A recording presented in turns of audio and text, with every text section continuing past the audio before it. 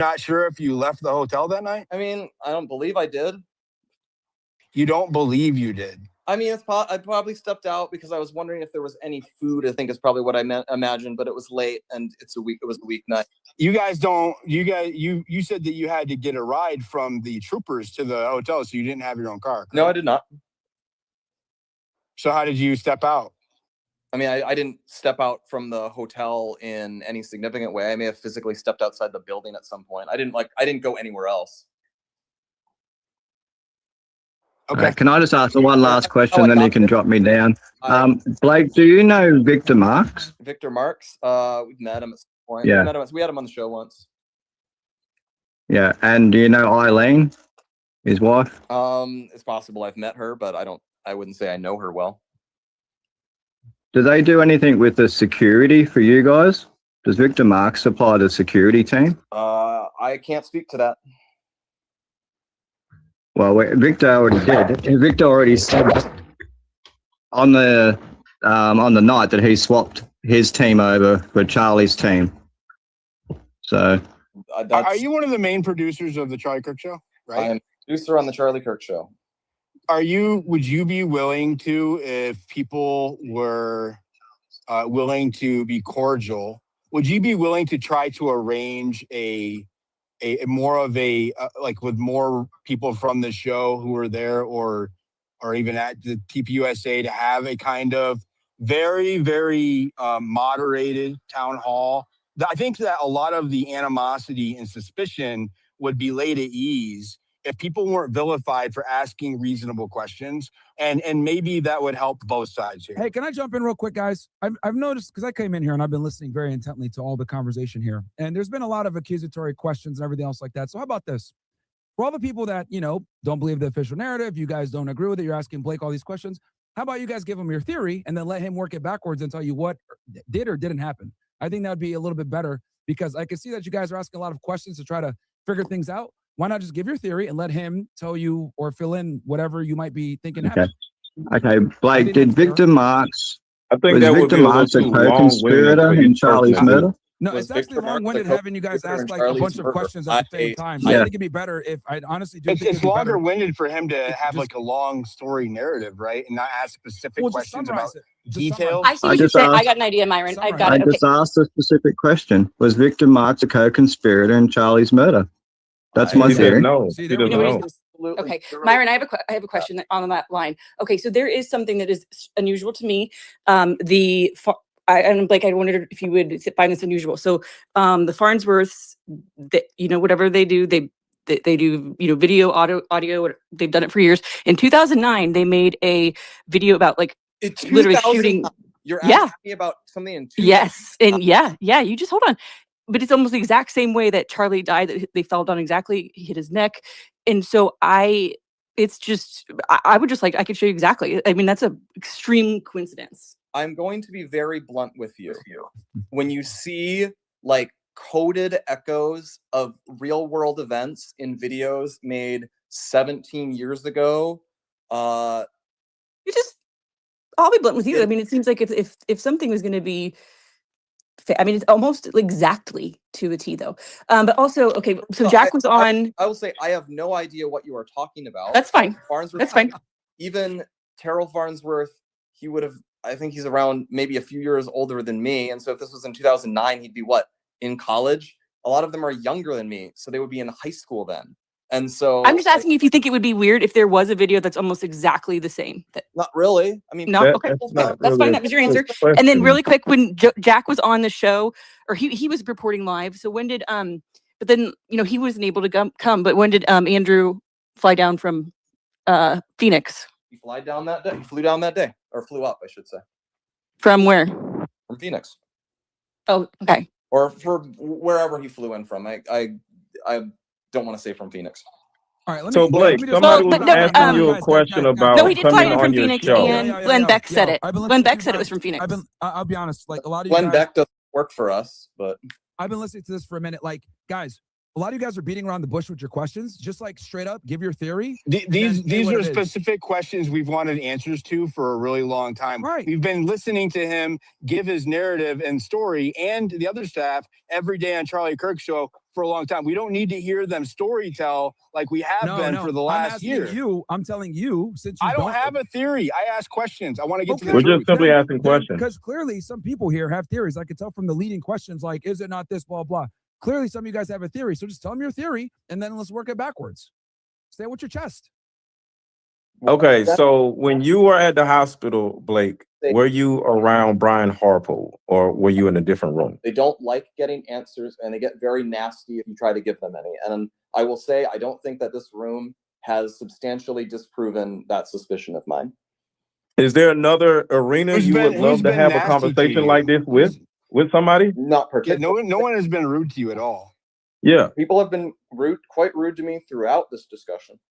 Is there another environment you would feel more comfortable having these conversations is the question. Not particularly. Like on your show, on somebody else's show, it's just a question. Would you be open to that? Not really. Can we come to Arizona? It'll be a little bit. Why are you here now then? It'll be less volatile.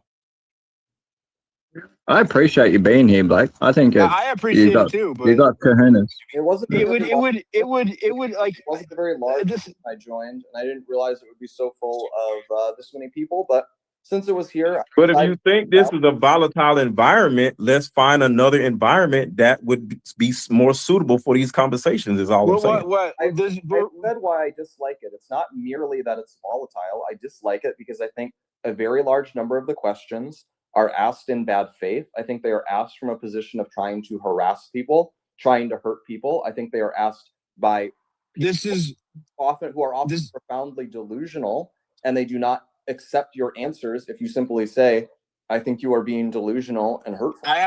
Have I told you that you were lying one time? Has anybody called you a liar? No. Nobody said that. Nobody has scoffed at your answers. I may have thrown up a laughy emoji. Scoffed at my answers repeatedly. They've scoffed that. Yeah, you guys, look, dude, guys, cut the shit. I admit it. I have it. I'm honest, but if I have a problem with your answer, I'm gonna say something. Australian dude, people in this conversation. Guys, I literally came in here. I've been listening intently for at least 30, 40 minutes. You guys have been rude, accusatory, cutting him off, scoffing at his answers. That's a full of shit. So what I'm saying is this. I have been. I admit it. I know you have. So I'm an honest conversationalist, man. Dude, why are you still talking? It's very simple. Because you're talking, you're taking up time that doesn't need to be taken up. Blake's a big boy. He can stand up. Dude. I'm telling you to say it with your fucking chest. Give the theory. Tell them what you think happened. Stop beating around and stop being pussies. Judas Harpo did it. Why are we turning into the ground of like trying to create defamation, right? By accusing people of doing things. When we start spouting theories, right? There's a high likelihood you're going to have people making false accusations that they can't prove. And we already know that TPUSA is sending out cease and desist in mass, and our former staff members are already suing people. Candace Owens is a good example, right? Okay, I would rather ask the questions that have been bothering me for almost a year than sit here and try to posit theories or accuse people of shit that I can't prove or disprove. What? Then here's the thing, though. You're asking those questions from a frame. You're asking those questions because you have an idea. You're taking up time by arguing with us. Shut the fuck up, dude. We're trying to talk to him, bro. Shut your ass up, bro. Shut up. Okay. You shut the fuck up. Who the fuck are you? Who's this watermelon warrior? This is devolving. Anyway, Let's devolving. I'm just saying, sir. We're talking to Blake, not you. Guys, stop. Hey, hang on, time out. I might have to drop you. We're talking with Blake, not Myron. I want to drop you. Say what it is, man. I know, but listen, everybody. Can we just take a beat? If everybody can just give, others, just let everyone respond, please. I don't want there to be a fight. I know we all have big opinions, but look, I'm going to be simple about this. I'm going to make it very nice and short and succinct. These guys are asking leading questions. They clearly have a theory. They're too scared to say their theory because I know that they're asking questions in a manner because they have an idea of what they think transpired on that day, and they refuse to tell what their theory is because they're scared. What I'm saying is, if you're going to go ahead and harass the guy and ask these questions, cool. Tell him what you think your theory is and work it backwards. Myron, Asking Myron, will questions you is look in not the nest? harassment. Stand on Myron, their will you look toes. in the nest? Look in the nest and you'll see my theory. Elizabeth, just come Just in. say it, dude. Just say your theory. Yeah. Judas Harpole, he squeezed the detonated trigger underneath his shirt that blew up the shaped charge pendant underneath Charlie's shirt. Now we're I going Judas disavow. Harpole. I disavow, by the way. So I have disavow. a Yo, I I gotta have be dreaming I right have a now. question for Blake Neff. This is Elizabeth Lane. Is it okay if I just ask? Yeah, come on, come in. Great. So we've been hearing that TPUSA keeps pointing fingers at Tyler Robinson. I have a very simple question. No offense, no nothing. Blake, if you were on trial instead of Tyler Robinson, would you be comfortable going to prison on this evidence presented? Would you be comfortable being called guilty by widow or whoever? I don't care, whoever. Would you be comfortable taking this evidence where your face is not on the video, on any video? Again, it's a factual thing. We all heard there is no face of Tyler Robinson in any of these videos. I've heard it twice now. One time I was at the court when I heard it. So that's one. Number two, would you be comfortable when prosecution and defense agree there's two DNAs on your belongings where your DNA should be? It's your gun. It's your gun, it's your clothes. But all of a sudden, then ends up some other guy's DNA on it that shouldn't really be there. Would you be comfortable if everyone called you, you're guilty, no one should ask questions, shut up everybody, go home, let's just get Tyler Robinson on a death row? If you were that guy, Blake, would you be comfortable? Yes or no? That's all I need. Yes or no?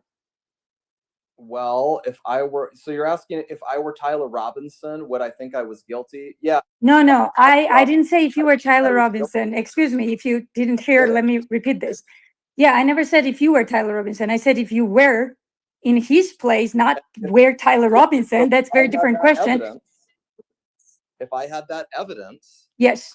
that evidence would include me being on the campus throughout the day of September 10th when I live many hours away. The evidence would include a rifle with my DNA on it. The evidence would include shells or bullet rounds that have machining on them, and I have a machine tool in my home. The evidence would include my parents confronting me and me confessing to them and agreeing to be turned into the police. The evidence would include my partner testifying to the police against me. The evidence would include text messages that I sent to that partner declaring. So now you're going over the no. None of this. Where'd you hear parents testify? Where? No. I Hold think on. he answered You your can't question. lie. You can't lie about this stuff. If you're gonna Your answer, question, you only said you would ask one. So He answered your question. well, again, he answered The with answer lies. is- He literally said, Blake, you can't just say something that didn't happen. Where? Point out time frame right now. Time frame. Where did you hear parents testify that they absolutely believe that Tyler Robinson confessed and they believe he's guilty? Where did you hear that? That did not happen. So if you want to sit here like just to kind of gaslight us that you are coming in good faith, I want to believe you're here for good faith. Yes, good, bro. Let's do this. Where did you hear that? I'm just giving you factual stuff from today and yesterday. Only sticking with that. I can go and like manipulate the narrative as you are right now all day long. I spoke to the parents, unlike you. I actually was there. I spoke to them directly. I know exactly how they feel. I was the one who spoke to the grandpa. I know exactly how he feels. And he disagrees with you. So you can gaslight me right now all day long, telling me, oh, Elizabeth, they did it. No, they didn't. So when you hear that, you can send me a video. I'll accept it from you, Blake. Send me a video when parents say, oh, yes, we believe Tyler Robinson is guilty. They've He never said confessed to that. all of us. I've talked Yeah, to the family. They have never said that he confessed. As a matter of fact, exactly. he did not confess to the parents. Hold He did on. not confess. We know, but let's be fair to Blake. Let's be fair to Blake, okay? Very simple. Just with the evidence presented in these last 2 days, Blake, would you be comfortable going to prison? Yes or no? That's all I need from you. This will be on record. I already answered that question. Next person. Oh, did answer the okay, question. great. You didn't answer the question, but thank you. The question. That's it. He answered the question. I told you he answered the question. Of course, he's I'm not gonna gonna say no. lie, yo, Elizabeth, that was a stupid question because they don't have all the evidence. This is a prelim hearing for probable cause. You're stupid. That was a dumb Exactly. Well, that's my That was a dumb point. They don't question. have all the evidence. So you And we asked a need to dumb move on question. to another You person literally asking asked the a dumb question. I would Elizabeth. rather ask Like, why is questions no that he one knows helping if answers he's to asking and a not dumb question? hypotheticals. That was a stupid question. We're literally in a preliminary hearing establishing probable cause. Like, we clearly have not went then to why trial. are they pointing? Why are they saying Tyler Robinson is guilty and stop Why asking are they questions? pointing That's fingers? why I He is asked that literally question. the There's more defendant. evidence. He is literally the defendant that is charged by the police. Dude. And they have a large amount of evidence against him. They have a Again, tremendous Blake, amount of evidence Blake, against We're you know in a how many, position to you ask know how many questions, detectives ma'am. I Just have ask worked with, another Blake? question. Blake, Just ask the question. do you believe Louisiana, that please American go up the next question or like Just ask another question. Blake, do you browbeat believe that by- Americans are presumed innocent until proven guilty by a jury of their Yes. peers? Why are we doing this trial? Do you believe that Tyler Robinson is being afforded that right? Yes, he seems to be getting that right in an incredibly exhaustive way. Is he being afforded that right by TPUSA? What? Is Tyler Robinson being afforded the right to be considered innocent until proven guilty by TPUSA? That is not a right that you get from other people. That's a right you get from the government. So, but it's a foundational principle of our country, correct? You are a conservative, right? You are presumed you are innocent until proven guilty. By our Great. government. Why are you guys then shutting everyone like, why are you guys shutting everyone off? Let's just take turns asking questions. That's all we got to do. You didn't even get to answer me. Go ahead and let him. Go ahead and answer, Blake. People acquitted are guilty. I'm allowed to think that OJ was guilty. You're allowed to think that Daniel Penny was guilty, even though he was acquitted. TPUSA isn't just one person. TPUSA is an institution in this country with massive media pull, and the jury selection hasn't even occurred yet, right? So you realize every day when you're up there telling people that he's guilty and that he was easily identified and all of the talking points that you just said, you are just the same way. You're tampering.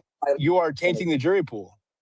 So if you've never said that, Blake, okay, we believe you. You never said Tyler Robinson is guilty. Then why do you have a problem with Candace Owens conducting an investigation? So you just said it. We are entitled to our opinions. It's our shows. We can do whatever we want as long as we don't cross the line where legal legal aspect of things come in, right? So all Candace is doing is investigating the death of her friend. Okay. So here's the problem I have with this. Hold on, let me finish. I'll let you finish. That is a factually false statement. Really? How is that factually false statement? You explain that to me. Let's see, because Candace has also done things like she has done giant fishing expeditions against a ton of other people that Charlie Neuer was. Guess what, Blake? I have you ever worked with a detective? I have a question. Have you ever worked with a detective? Because between me and you, I actually have documentedly. I'm going to say I'm not going to get browbeaten by this person.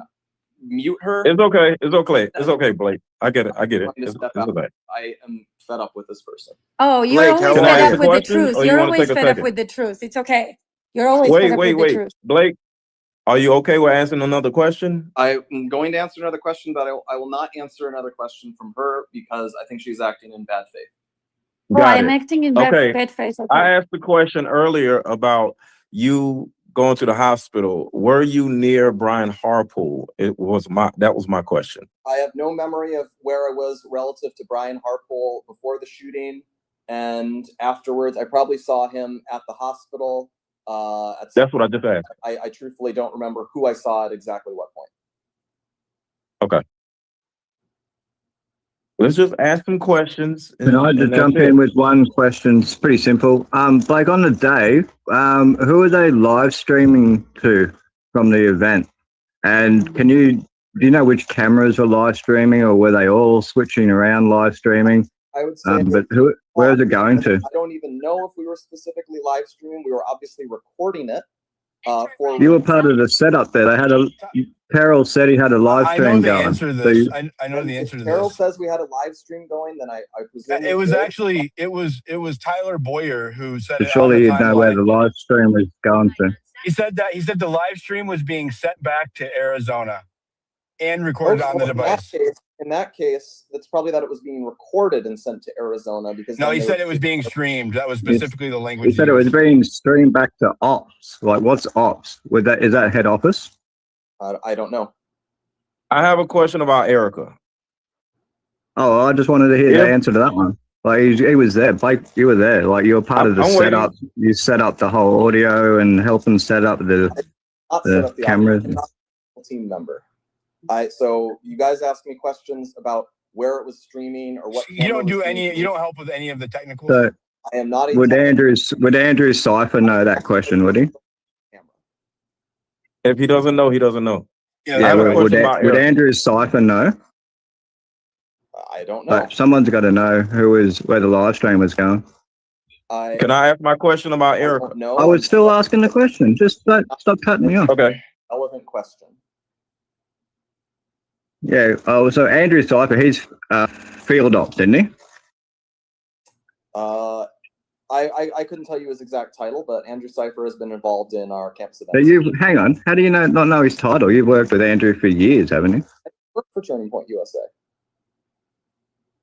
But yeah, you've done events and they've been live streamed before, and you're the producer of Charlie Kirk show, aren't you?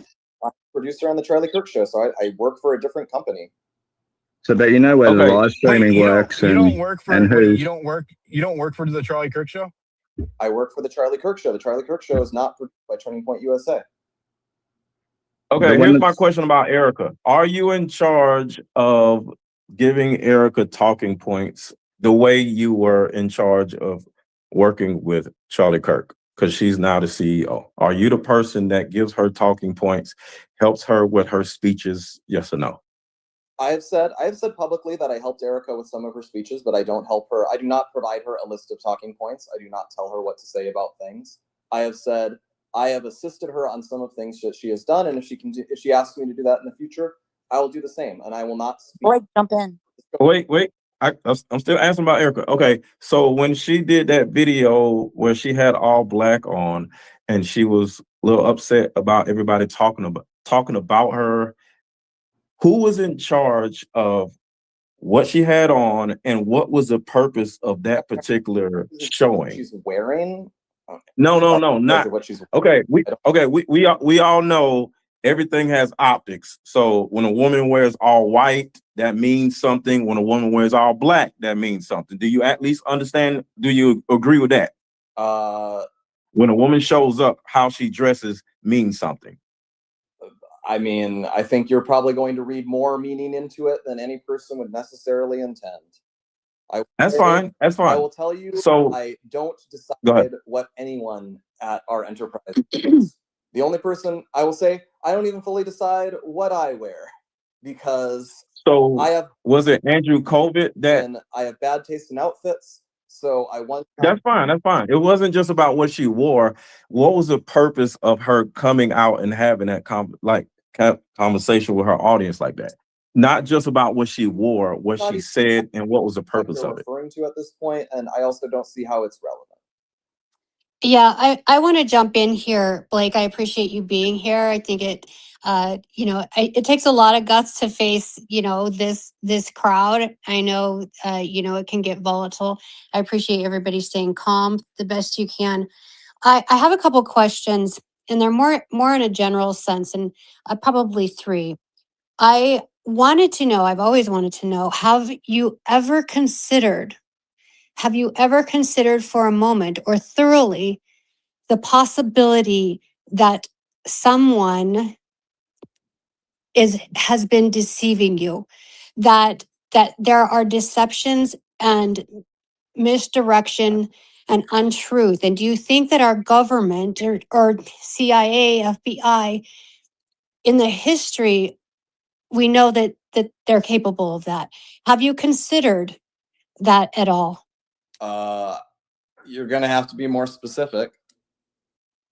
Have you considered that there are deceptions and you are being misled, and that something happened other than what the FBI and the bureaus are the narrative that they're putting out, what they're saying? Have you considered the possibility? What I would say is I would be open to more people having foreknowledge of Tyler Robinson's plan to shoot Charlie than basically we're acting under currently the charges seem to be that he acted alone with no one else knowing. I would be open to the possibility that he had talked about this with other people and they failed to find that, whether that was due to Tyler successfully deleting things, incompetence in their ability to find it, lack of hustle in finding it. Who knows? I've always been open to that possibility, and I would love it if I would hope that they've exhausted every investigative angle in that part. But on the specific fact of this shooting, I do not believe I am being misled. I believe the evidence is very strong that Tyler Robinson is the shooter, that he committed the shooting for the reasons stated, that he had a left-wing motivation and he regarded Charlie as some sort of figure of hate, that he was in a strange relationship with a kind of a semi-trans furry boyfriend, and that probably helped politically radicalize him. And so he committed this shooting. I believe the evidence for that is very strong. In fact, I feel the questions about SD cards and questions about how fast people are walking and questions about who's in an SUV at what time are really muddying the waters and getting away from what I think is, in fact, pretty clear, which let's see what we have. We have multiple camera angles of a specific person being at the scene of the shooting before, during, and after it. We have text messages sent by this person. We have this person being identified by family members when they had not been found otherwise as a suspect by the police themselves and being turned in for that reason. We have the police finding specific things like finding a machine that can be used to etch messages on rounds when we found etched messages on rounds that were in that rifle. We have DNA evidence. I think that the totality of this points overwhelmingly towards, if you want to call it the official story, we'll call it the official story. I think the evidence points to that. I am not a person who rejects all alternative theories for things, but what I told Charlie while he was alive and what I have told people since is you actually have to be willing to weigh evidence, and you cannot allow your brain to fill in details that do not exist. And a general trend I would say I see with people who are too enthusiastic for conspiracies is that their brains are overactive in filling in details where in fact nothing exists. So can you give me an example? I appreciate that answer. To provide a specific example of this, when people are going after Mikey because he was holding his hand up to his ear, that's all you have. He held his hand up to his ear, which would make sense because a very loud crack had gone off, and a lot of people will reflexively do that. And then they might not pull it down once they're also realizing there's a shooting and things happen. And yet I feel that people have allowed their brain to fill in stuff that, if you think about it, doesn't make a lot of sense. Like the idea that he was on the phone with someone. Like, I guess the idea is he was right there and then the shooting happens and he's like, time to call it in to whoever, to Zog or something. And he's on the phone calling it in. And in fact, there's no evidence for that. And there's no reason to believe it. And yet people harassed him extensively because of that. Sure. Yeah. Thank you. And what other leads have you investigated or looked into aside from what you've just stated there? What alternate leads and information have you investigated? And until you do that, how can you, we can all get stuck in confirmation bias. I understand what you're saying, but what other information have you really thoroughly considered and looked into? And hi, Blake, this is Brandy Siciliani. I'm here with Teresa. I have a question for you. So Charlie said that he has no choice but to leave the pro-Israel cause. Okay. Yeah. And then he texted people saying, I think they're going to kill me. And this was a couple days, if not the day before, that he got assassinated. Have you guys not considered that maybe there was foreign involvement? Well, first of all, since you interjected over that other question, I would say that I am a producer for a radio show, and investigating crimes is the job of our police. And I believe the police in this case have done a thorough and, in my opinion, quite concrete job on this, which is a reason I am willing to believe that Tyler Robinson is guilty. It is, in fact, not my job to personally go and investigate every alternative theory that someone can come up with. But why aren't you open to it? Especially when the evidence, as far as I can tell, seems extremely strong. If the evidence were extremely weak, I would probably reconsider my position. But I don't think the evidence is weak. I think the evidence is strong. I think we're all here because we don't think it's strong. And I mean, you can say it's strong, but I mean, it's actually really weak. What I would say is, I think a lot of people are tethered to the idea that there is a conspiracy, that Tyler Robinson is innocent, that someone else is responsible, that there is a plot. And I think once they've tethered themselves to that position, I don't think anything will ever move them off of it. And so perhaps against my better judgment, I came here to talk to people, but I think most people who've decided down this course will literally never be convinced otherwise, no matter what it is. And Are you being Have you convinced, though? considered foreign involvement? And that's my last question. I have not seen any reason to believe there would be foreign involvement. I don't think there's any evidence of it. Okay, so when Charlie was saying, I think they're going to kill me, you really think he was referring to leftist transgender furries? Well, yes, because I've spoken to Charlie, and Charlie expressly actually did say to me, I don't have a... So you're going to go on the record right now and say that Charlie was referring to leftist transgenders, not Israel. I'm not going on the record today because I have said this publicly before, that Charlie expressed worry that a pro-transgender person might do violence against him because he saw that happen. So you are stating right now that Charlie was not referring to Israel. Well, first of all, I actually haven't even seen this supposed text message that you're referring to and claiming that, like, really? People are saying like Charlie was texting everybody the night before that he worried he was going to be assassinated. That's just not true. But you've seen the screenshot of the group text, him saying he was leaving the pro-Israel cause, correct? Yeah, I have seen that. Would you agree that we discussed that chat in detail all the way back in. And so if we were looking at this in a purely objective, like if we didn't have, let's just say we didn't have Tyler Robinson, right? We got to look at motive.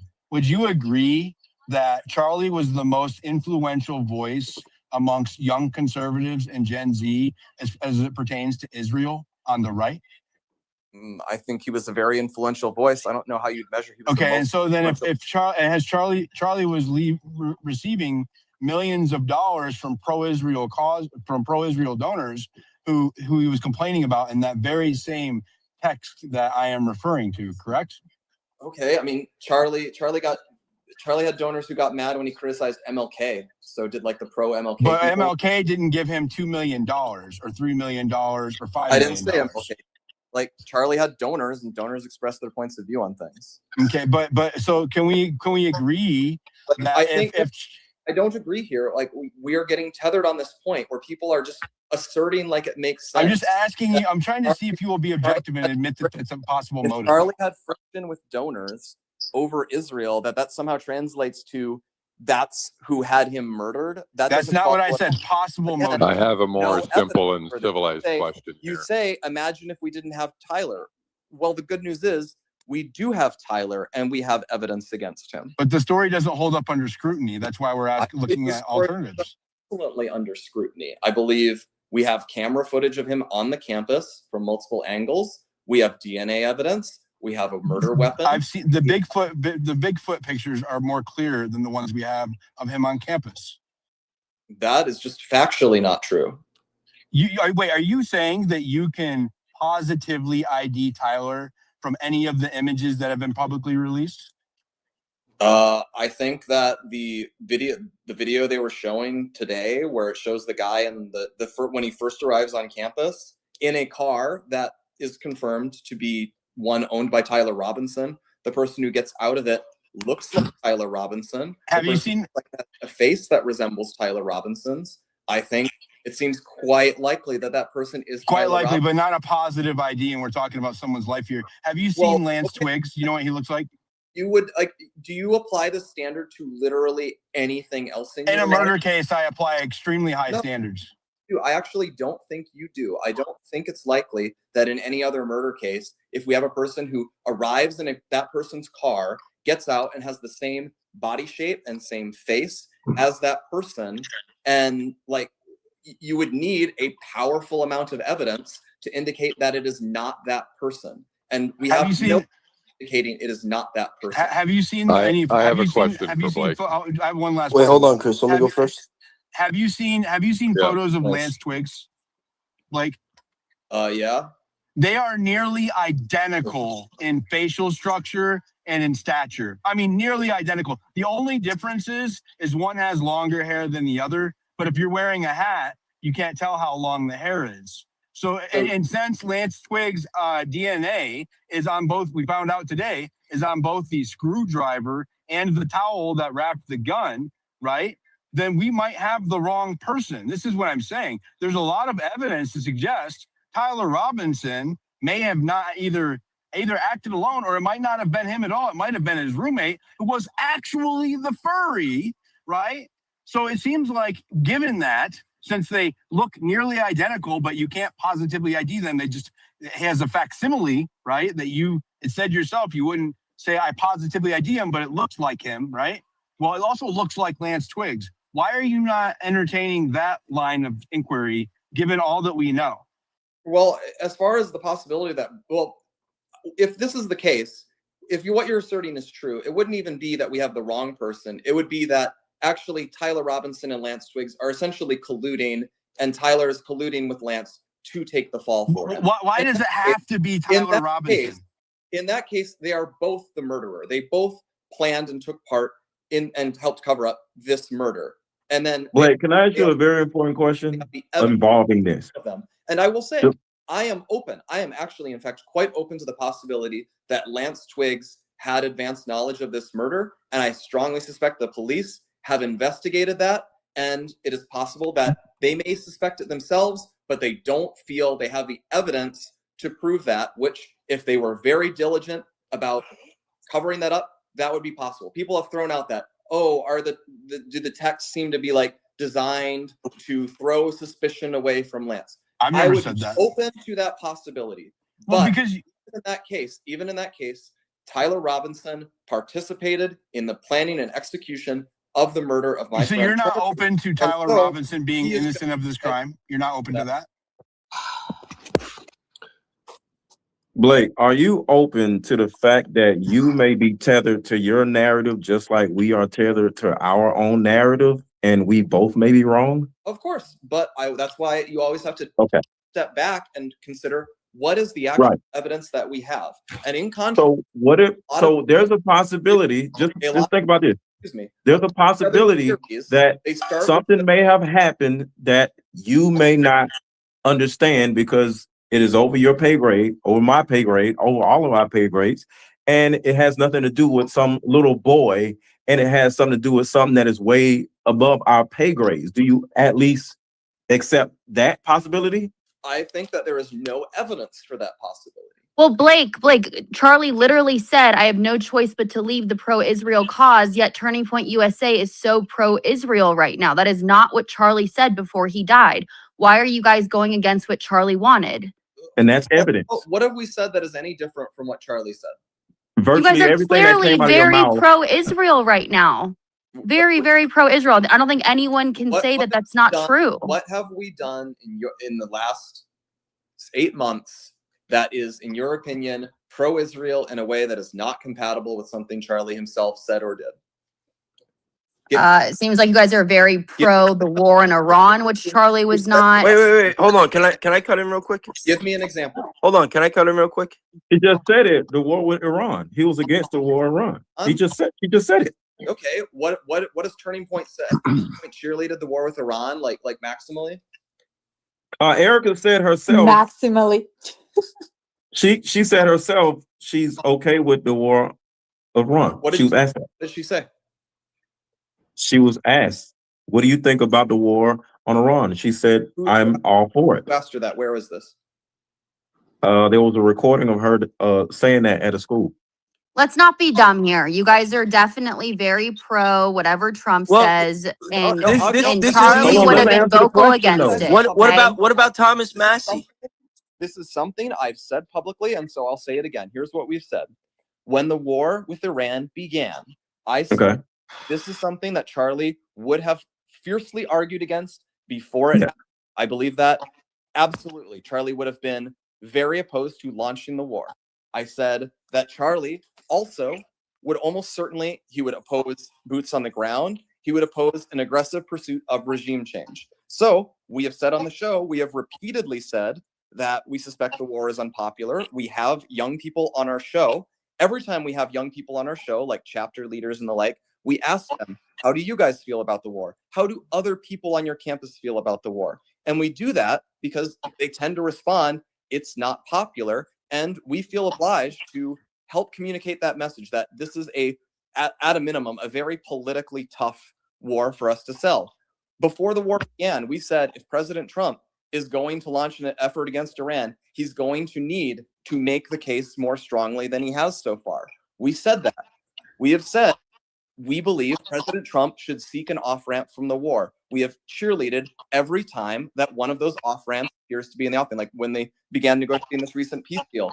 Every time we have said we are in favor of finding a way to exit this war. And we have said we believe Charlie is not with us, so we do not know exactly what Charlie would do, but we believe that is what Charlie would do, that he would be urging the president to find an off-ramp for the war and to focus back on domestic issues. But what we've also said is that when Operation Midnight Hammer happened a year ago, that Charlie had been opposed to escalation with Iran at the time, but that once the president did it and signaled that it was a limited intervention, Charlie praised the president for it, and he said he supported the way he went about it.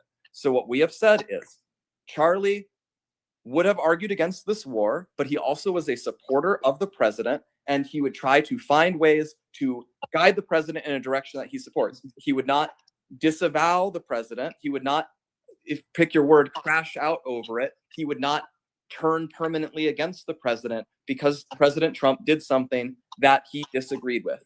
Maybe I am wrong. Maybe Charlie actually would have reacted a different way. I have said that. What I can only do, though, is I can say how Charlie behaved while he was alive and how I, as someone who knew him well, believe he might have handled this. I have always been very frank about that. And people have said that we cheerlead this war maximally. People have said we're massively pro-regime change. When people say that, they are lying. And when people lie about that sort of thing, it gives me the sense that they aren't really looking for the truth. They're just looking for ways to attack people. Blake, I have a quick question, if you don't mind. I'll be very quick. It's just for you. My question is that is there a reason why TPUSA and yourself and maybe Erica aren't hounding the FBI to investigate this to make sure they have the right problem? I'm not saying Tyler Robinson is not involved. I'm not saying that Lance Twiggs is not, but I've never heard anything from anyone involved with TPUSA urging the FBI or anyone, or even urging Trump or anyone to investigate and make sure that it's fully investigated. Okay, with no stone unturned. How do you know? That's what I want to know. How do you know we haven't? All of us. Well, you haven't publicly. I mean, I would expect that would be something you'd be publicly saying. That, and I think everyone in this space is thinking the same thing. And I think most of the questions in this space really come to the crux of it is, why aren't you making sure that it's investigated properly with no stone unturned? Open book, open slather, open your phones, your devices. I mean, everything. I will Let the FBI come in and explore everything. Look at all the. Look at everything. Listen to the mic that's attached. I think I've got the idea. I will say is, just as an example, you guys have been asking me about this Charlie group chat he was in where he's talking about Israeli donors. Do you recall the reason that became public?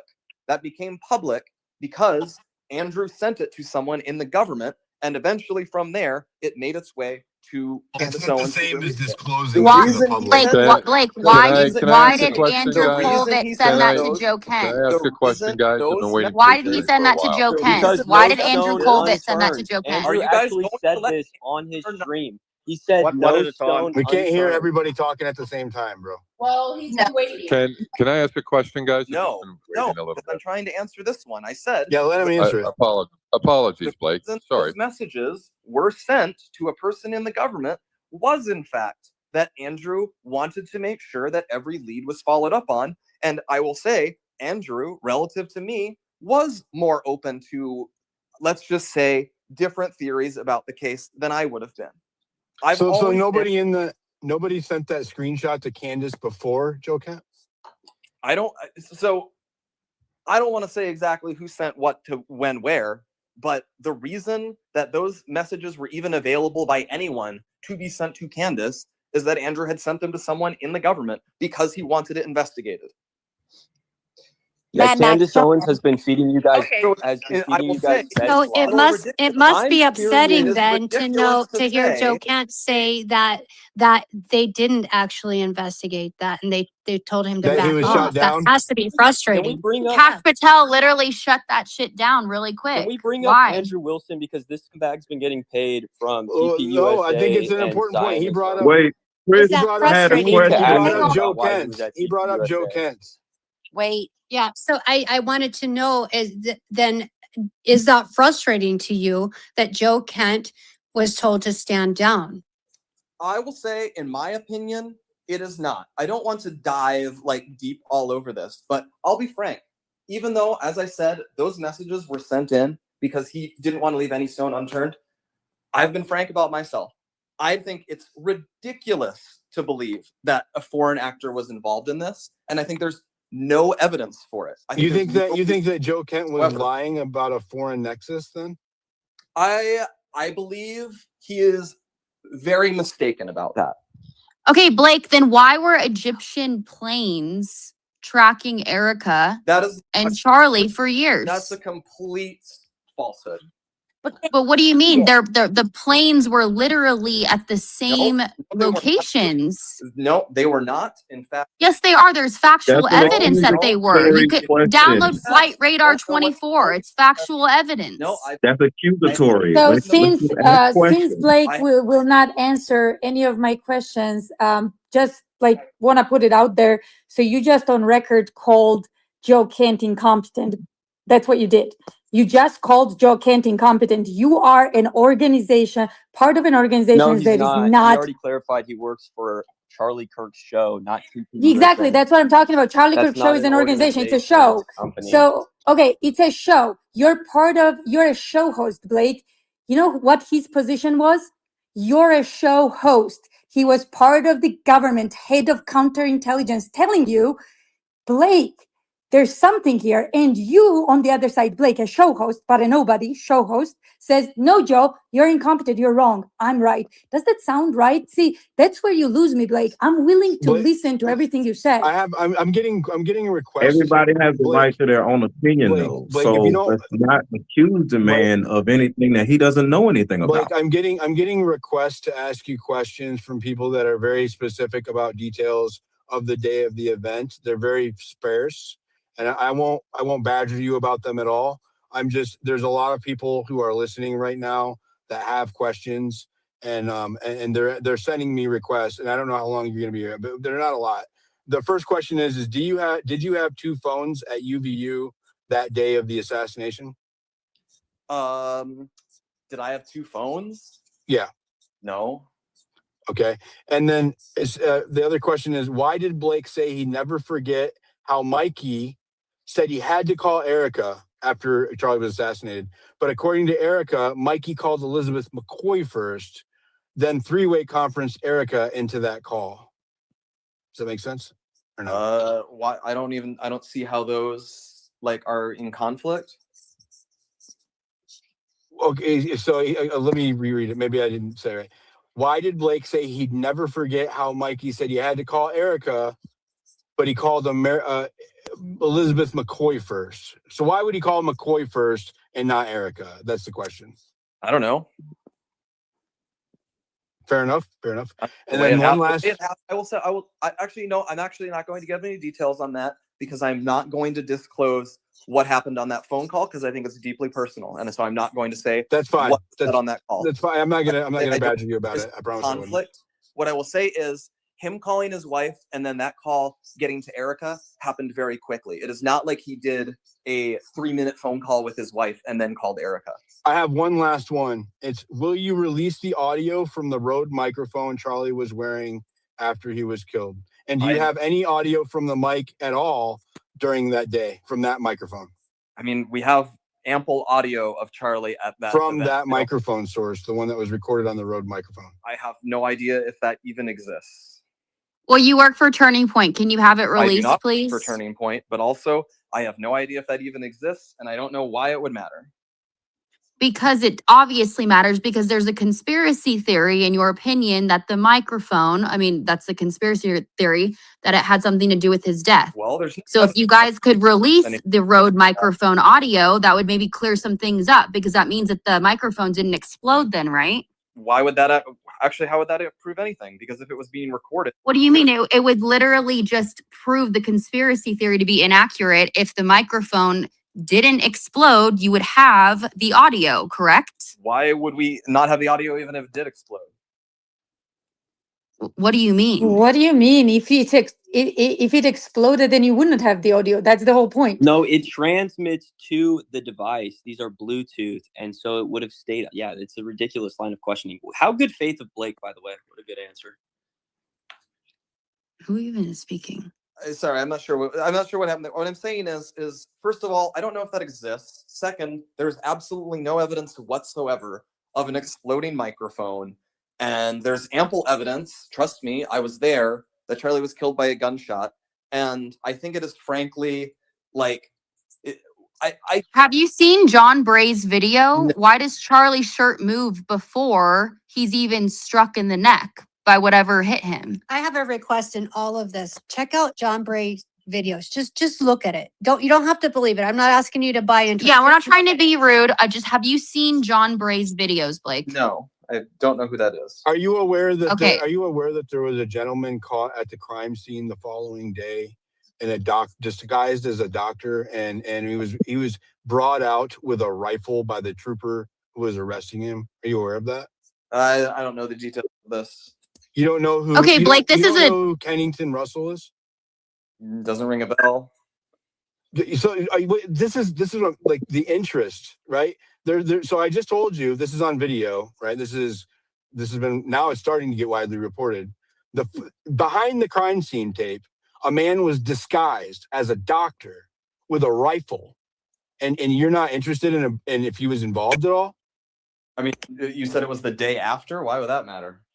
Well, I mean, within 20, if he, let's just say that he was there and there was so many police everywhere, he stayed in hiding until the following day. He ran from cops when they saw him, right? So he was behind crime scene tape in an active crime scene, which means that he could plausibly, actually likely, already have been there. He posted on social media on the 10th that he was at UVU, right? And then he was caught there the next day behind crime scene tape, dressed as a doctor with a rifle, right? Not a small rifle, not a toy rifle, a rifle very similar to the one they found Tyler Robinson with, except for it had a wooden grain stock.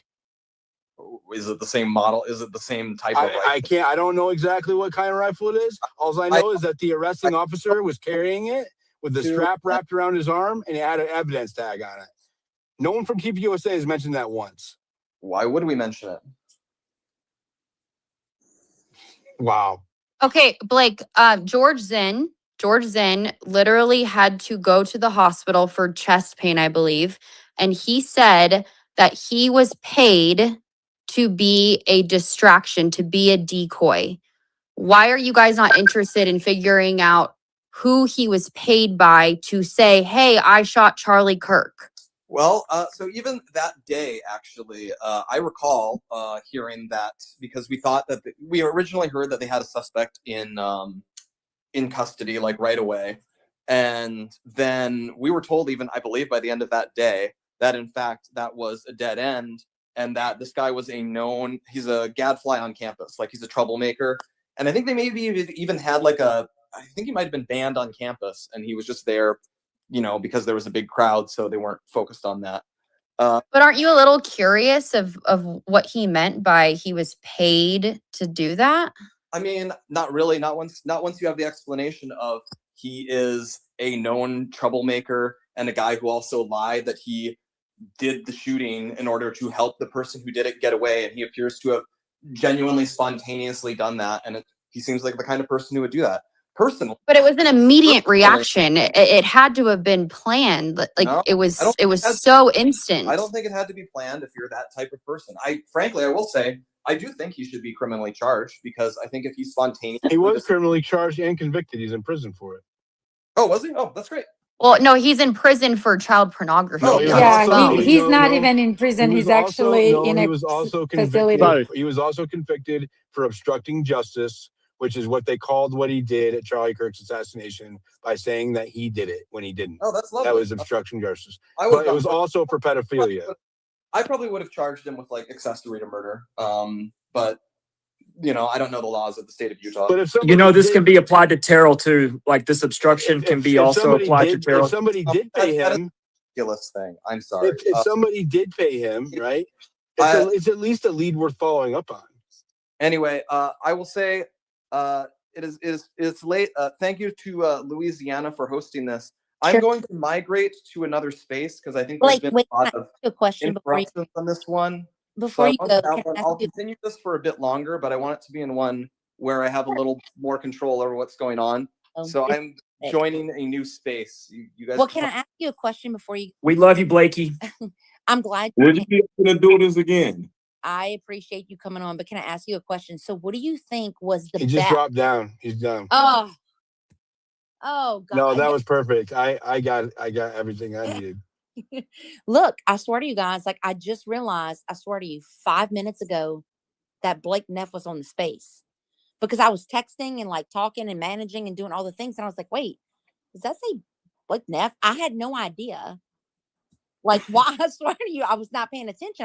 I let him up, Louisiana, and I didn't know that you didn't realise. And now, by the way, I want to say thank you. Myron is live streaming at the moment, just so you know, with his. I want to say thank you for allowing us and me particularly the opportunity to ask those questions of him, because I have been itching to for a really, really long time.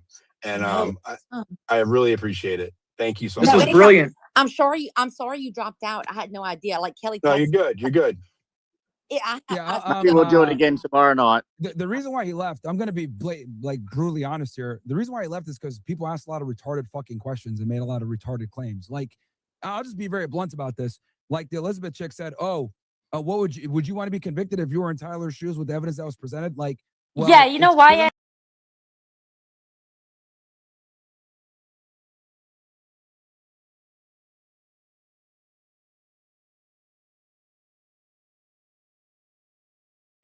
Ditch immediately, but it did get very chaotic. Yeah, Myron was, I don't know what you think of Myron, but Myron was doing a really good job, I think, of just calling out their bluff, and from a dissident perspective, honestly.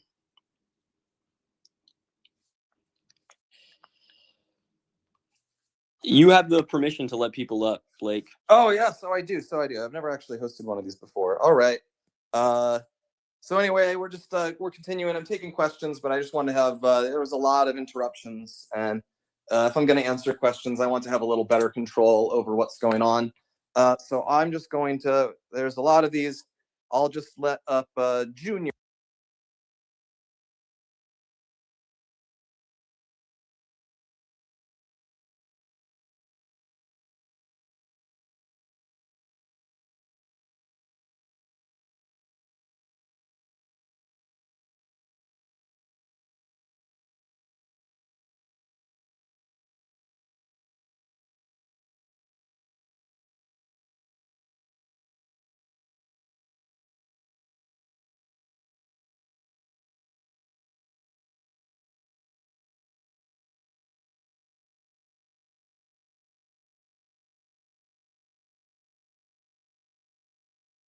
think anybody thinks you did any wrong. You just got to remember that these people love Charlie a lot. I'm sure you love Charlie too, but Well, I will say many of them did. A lot of them didn't. I think there are definitely people who actually loathed Charlie while he was alive, or resented him or attacked him. And in his death, they see an opportunity to get attention, to get engagement, or to hurt people that were close to him, and they've seized upon it. I'm not saying that's all got it. people. It's definitely a factor. There's Would you definitely say, would you sinister say elements. Candace Owens is like one of these people? I've said that. I think Candace. I think her behavior absolutely indicates that she was resentful towards Charlie. She's definitely resentful towards Erica, and she is using this as a way to attack and hurt Erica, attack and hurt Charlie's organization, attack and hurt the people around him. I've said that publicly numerous times at this point. Got it. Is there any credibility to what she's saying, or do you believe she's like mentally deranged? I don't want to diagnose her.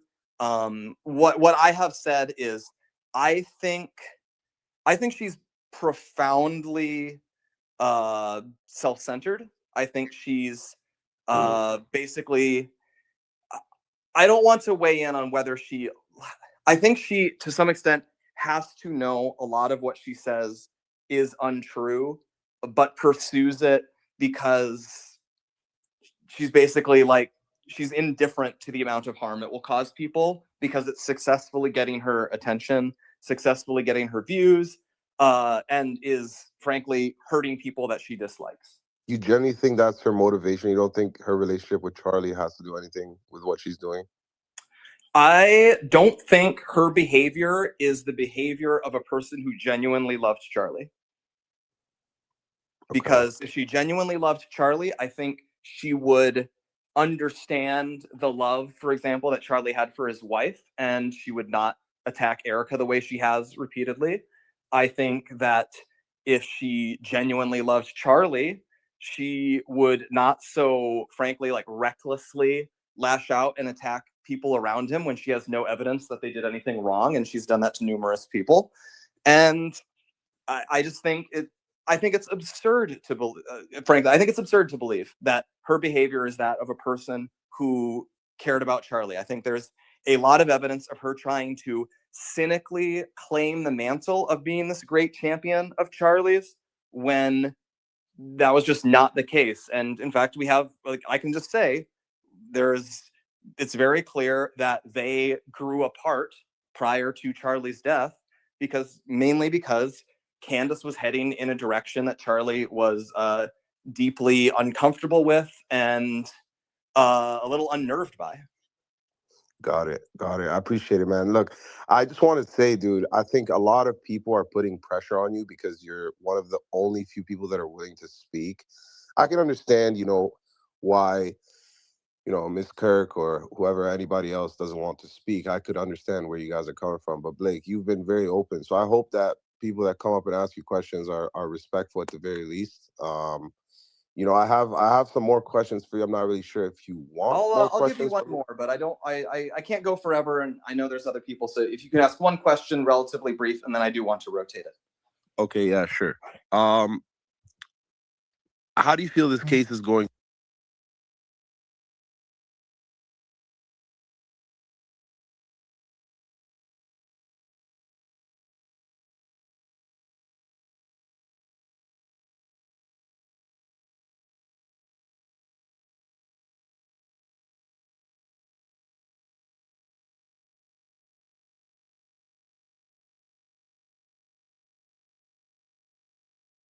Oh man. Thank you. Yeah, All have right, fun we're with going your to interview. rotate to the next person. But thanks for your question and thanks for being respectful. How do I highly recommend if you bring up like one person at a time. If you want to like do a Q&A, I'm a big space host. Just do one at a time, and you won't have to argue with multiple exactly? people. So I'm But going have a good I'm night, going guys. to remove you now. But thank you and take care. Yeah, Blake, we can do a one by one, but you have that option to mute the entire space. So I don't know. We might just want to let the floodgates open. Yeah, I'll keep doing it one at a time, just because I don't know. I'm new to this, so I'm going to let up Josie now.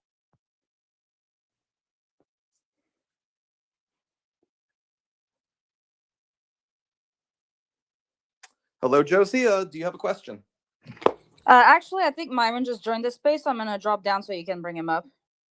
Myron was able to talk a lot. I'm appreciative that I'm sure he wants to talk to you. I'm sure he does, but I'm just saying that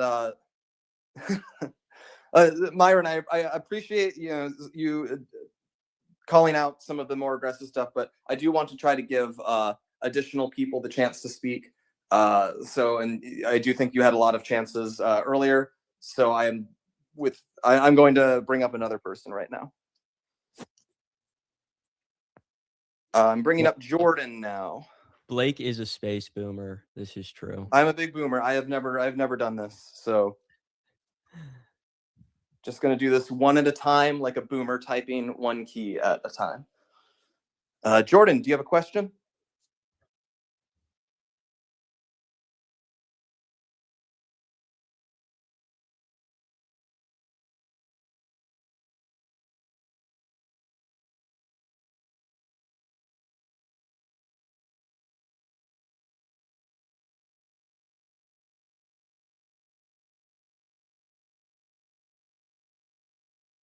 To South Korea. Can I ask you Sure. about that?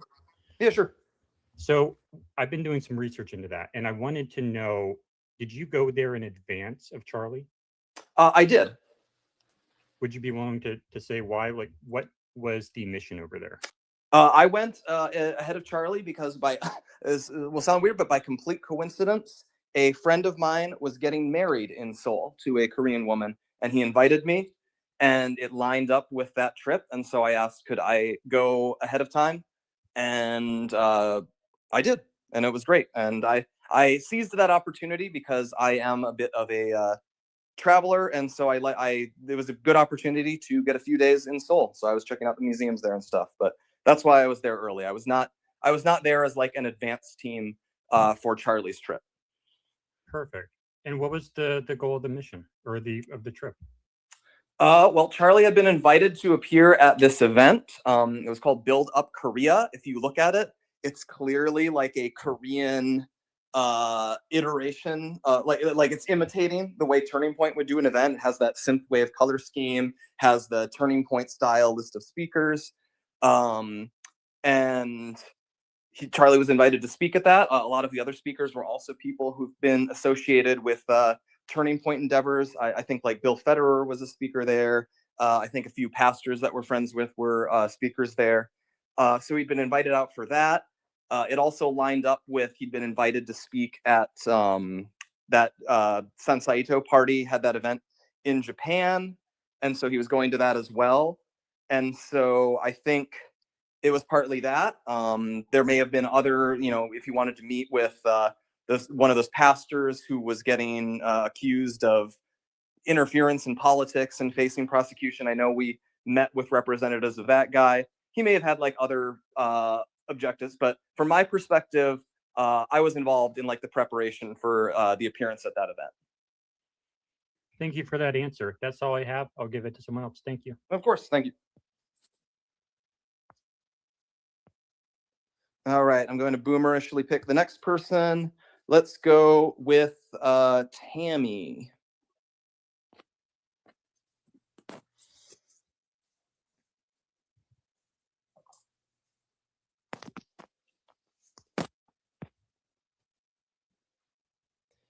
Uh-oh, Tammy, you here?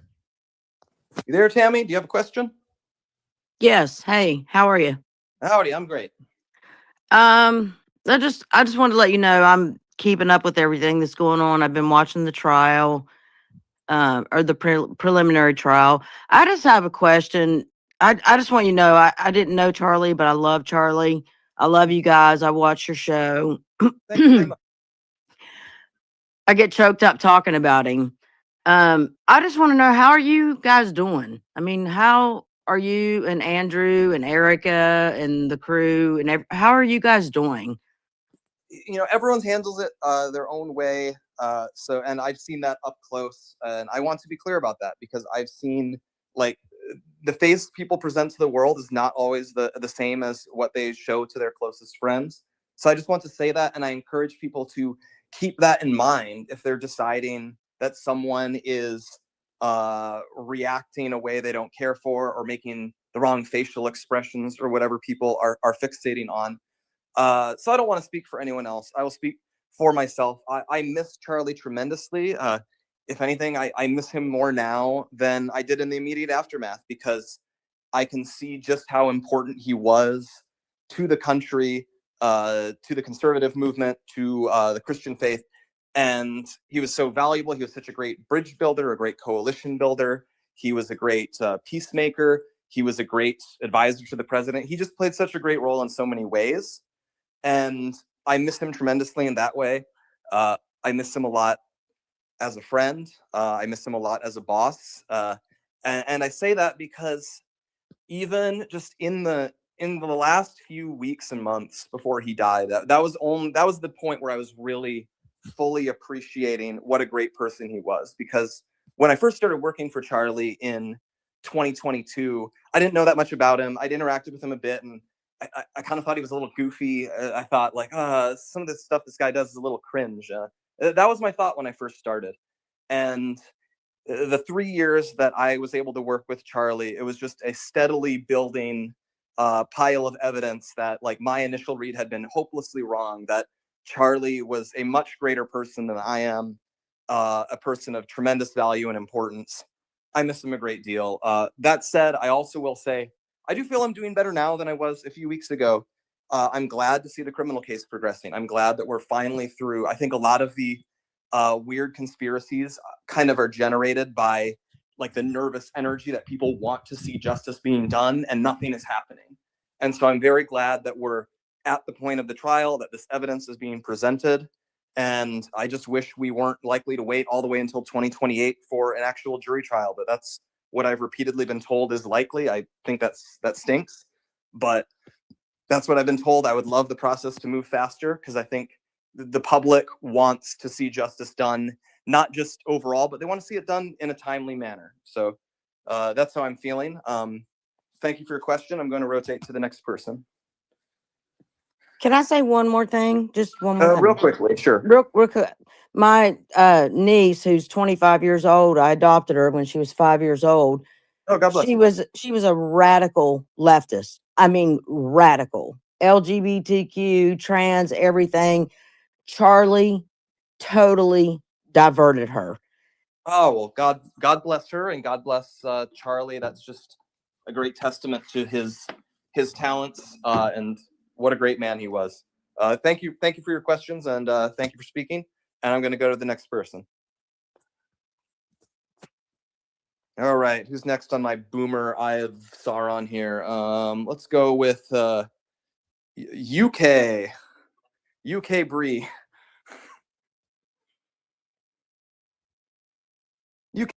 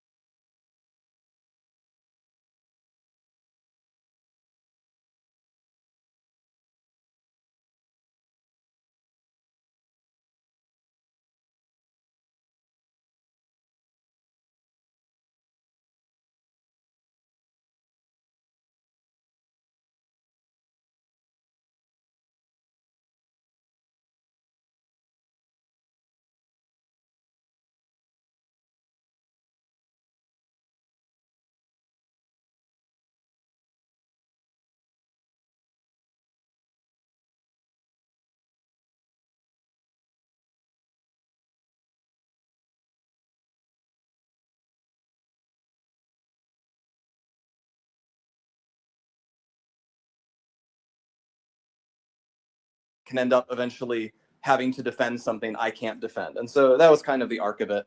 But I've done work for some interesting people over the years. That's all I'll say about that. Yeah, he was super focused on COVID for a while there. Even that was strange in a lot of ways, but much better than what it is now. His investigation into Charlie Kirk. It's all of the people have gotten together and they're gonna figure out who done it. This is Yeah, exciting I stuff, haven't man. paid close attention to that. But yeah, that was an episode in my life. And you know, one reason I am very grateful to Charlie is he helped normalize my life again. And certainly in 2020 and 2021, I did not know if that would ever happen again. And so I've said before, you know, Charlie gave me my life back, and so I owe a huge debt to him for the rest of my life. And I take that obligation very seriously, and I hope I honor him to the best of my abilities. I'm going to bring up another person here. Let's go with how about, I'm just kind of scrolling and grabbing random people. I'm going to go with Keats here. Let's let up Keats.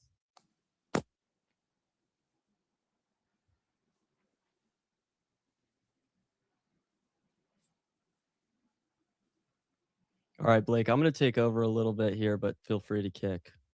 Yeah, go for it. Yeah, if you want to queue up other people, but yeah, my boomer maneuvers are too slow. But I did say Keats, so Keats, you're in. If you have a question, go ahead and ask one.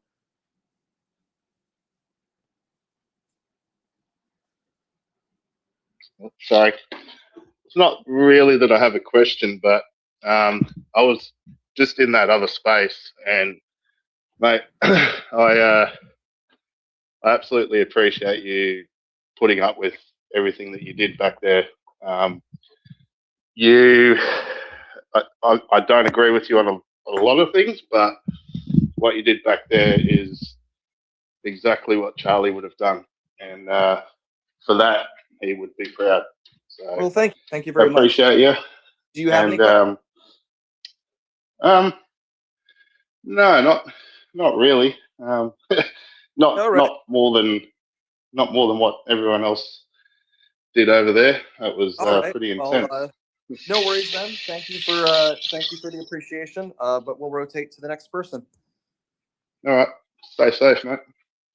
Alrighty, next person, I guess, Patriot Day or Patriot Dad. That's what it is. You're up. Hey, Blake, how's it going? Appreciate the opportunity. Wanted to ask a couple of questions, really, that I think have kind of dropped off of the radar, and I'm unsure why. So myself and a few other people were pretty deeply involved in investigating very early on some of the radical trans Tifa related connections that we found almost instantaneously after Charlie was assassinated. People that were connected to Lance Twigg and obviously to Tyler Robinson, to the furry organizations. And there was this batch of probably 6, 7, 8 accounts on multiple different social media platforms that seemed to have had foreknowledge of the assassination. I think even in some cases, people were posting about things days in advance of the assassination that indicated that there was some type of foreknowledge of what was going on. And interestingly enough, almost immediately, a handful of folks were able to identify possible connections to groups like the Armed Queers SLC. Names like Ermia Finian kind of popped out of the investigation, and then suddenly those things just vanished into thin air. Do you have any sense of whether or not there's active investigations into some of the radical organizations that surfaced almost immediately after his assassination, but seemed to have just vanished out of nowhere? So I definitely remember these things. A lot of them are things we sent into ourselves. I remember in the immediate aftermath, the one I'll always remember, I think it was posted on either TikTok or Instagram, but it's this person and it's playing creepy music and it's saying it's something like, you know, something's going to happen tomorrow with Charlie. And then the person is making creepy sideways glances like they know something. It's an incredibly ominous video, and it was posted beforehand.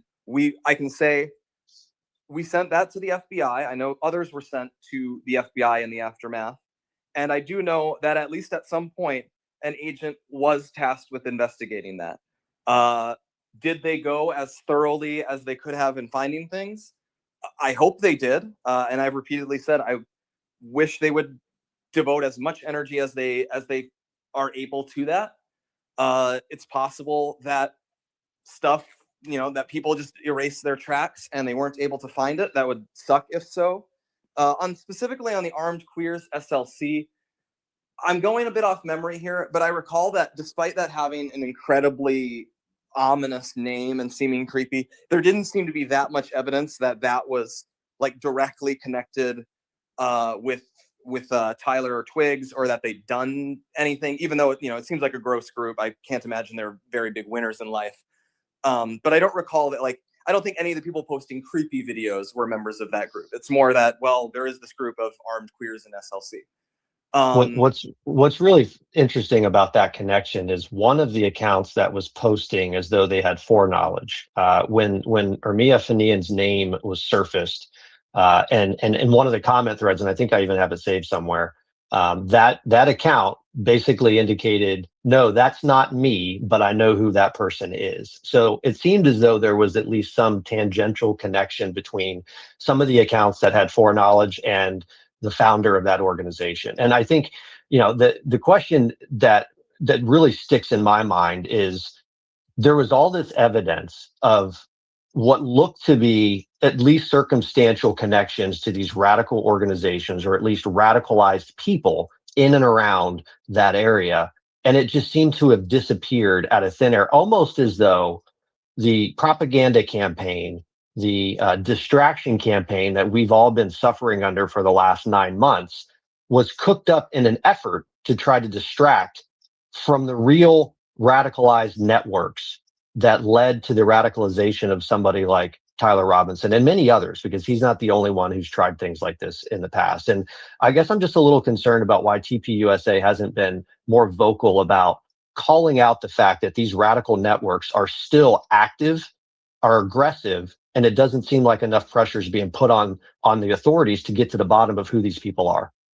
Well, again, we have repeatedly said we appreciate all investigation by the FBI and anyone else. We want anyone who had foreknowledge of this to be identified and to be arrested. But we also do have the limitations. It is possible that actually doesn't exist. It's possible that it exists, but they've been unable to find it. It is possible that it existed, but it got deleted before they were able to get to it. I am not sure. I am not an expert in these sorts of digital investigations. I do believe that the Trump administration cared a lot about Charlie and cared a lot about making sure this case was resolved. And I believe that would include them earnestly attempting to get every perpetrator that they can. I can't say whether they successfully managed to do it. As for bigger networks overall, I would point out that the people doing by far the most work to throw any attention away from radical transgender or Antifa or any other activists are the people who've decided to make it their full-time passion to blame Charlie's widow and other people he knew or other countries for the shooting. I would love for us to be able to really fixate on the actual sources of political violence in America, which is overwhelmingly the radical left. And we've covered that to the extent that we're able to. But there's, sadly, it seems a lot of people are more interested in finding reasons to attack people who are, nominally on their same half of the political spectrum. And yeah, I mean, if you think about the timing of when this propaganda campaign started, it really smells like there's an orchestrated effort from somebody or some organization or some network of people to distract from the reality that we've got a major radicalization problem in this country.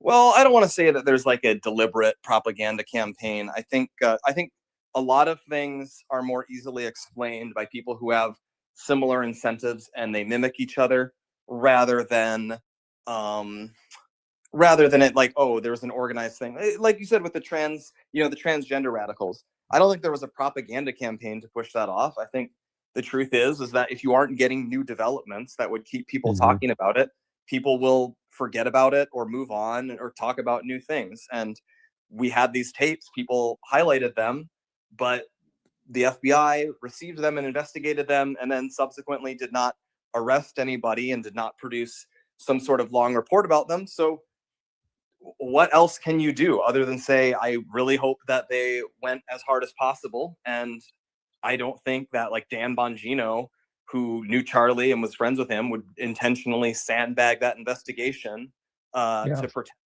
weird trans Tifa people. And so overall, while I'm not 100% convinced that there were no other people who knew, I have to believe that they did the best they could. Yeah. Okay. Well, appreciate the time. Appreciate the effort that you're putting in to try to, bring some sanity to the chaos that we've been experiencing over the last 9 months. And hopefully with this evidentiary hearing, we're going to get a little bit of sanity to return back to the public discourse, because what's been going on is just craziness. But thank you so much for your time. Of course. Thank you. Let's go to Nikki. Hi, Blake. Hi guys. It's nice to meet this new space host as well, because I haven't these are two new follows. So I appreciate the space was opened. I was in the previous space. I have been at the other end of some of those people, and it's not a fun place to be. I did send you messages that were unsolicited. I hope you don't mind, but I mean, that was a brutal space, and quite honestly, like, you held your own very, very well. So, sometimes I think people forget when they talk about, like you were mentioning how they just get hyper focused on the most minimal things that are like, was it this or was it that? And it's so mind numbing, like, to listen to. It's wild to me, but I think it's important to remember. I did share a couple things down in the chat, but I think it's important to remember, like you mentioned, like Charlie was a big part of the current administration, in my opinion. Like, he did a lot that I didn't even realize until after we lost him. All of the things that he orchestrated behind the scenes to kind of make things happen, to get people to meet, to like facilitate. I mean, there were just so much that he did. And, somebody asked, what would have been the motivation for Candace to say things that were wrong, or to say things that were, like, oh, she's such a good friend and this and that. This is about influence. It's not about money. Candace is a liar. She always has been. She's not a Catholic. She's a leftist. She always has been. If you watch the trajectory of her career, in my opinion, you will notice that there's a pattern with her. And when you see what happens after, when Trump was getting elected, and the shifts that happened and who she glommed onto, and, the fact that Charlie even became her friend, shows what a good person he was and what a shit person she is to this day, in my opinion. And the fact that she's doing this is an influence type of campaign, like a psychological thing. Like, it's stirred up all this stuff. It moves from one subject to the other, to this person to that person, and people get all wrapped into the conspiracy. And like Patriot Dad said, like, things get lost that make more sense.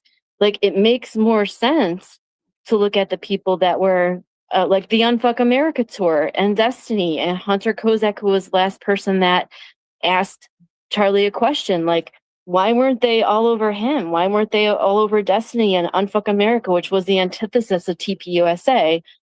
He was the last person to ask a question, and it was about a transgender. Like, why were all these people deflecting away from the things that seemed more obvious? Like, I saw that video that you were talking about, Blake, and it was very ominous. And it wasn't the only one. There were. I think that there was, likely something that was going on. And that's what I suspect. But it's very possible. And another thing that's possible is, and if this is what they found, I do wish the FBI would maybe release a report, but maybe there's some law that restricts it or something. But it's possible someone says, like, hey, I'm gonna, like he posts it like it's a joke, or he posts it like it's a funny idea, and no one took it seriously. Like there's gradations of that.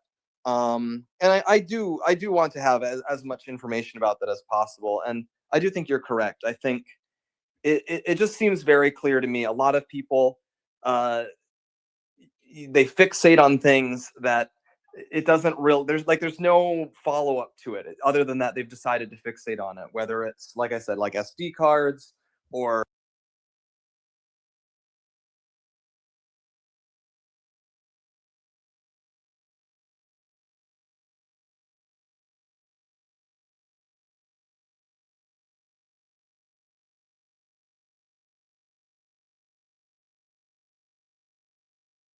and I think that's happened in a particularly severe case in this murder. And I've been very frank. I just don't think there's any justification for this. That I think the evidence against Tyler Robinson is extremely strong. I feel I sometimes like to just repeat all of it out in sequence because there are so many murders where you have vastly less evidence than we have here.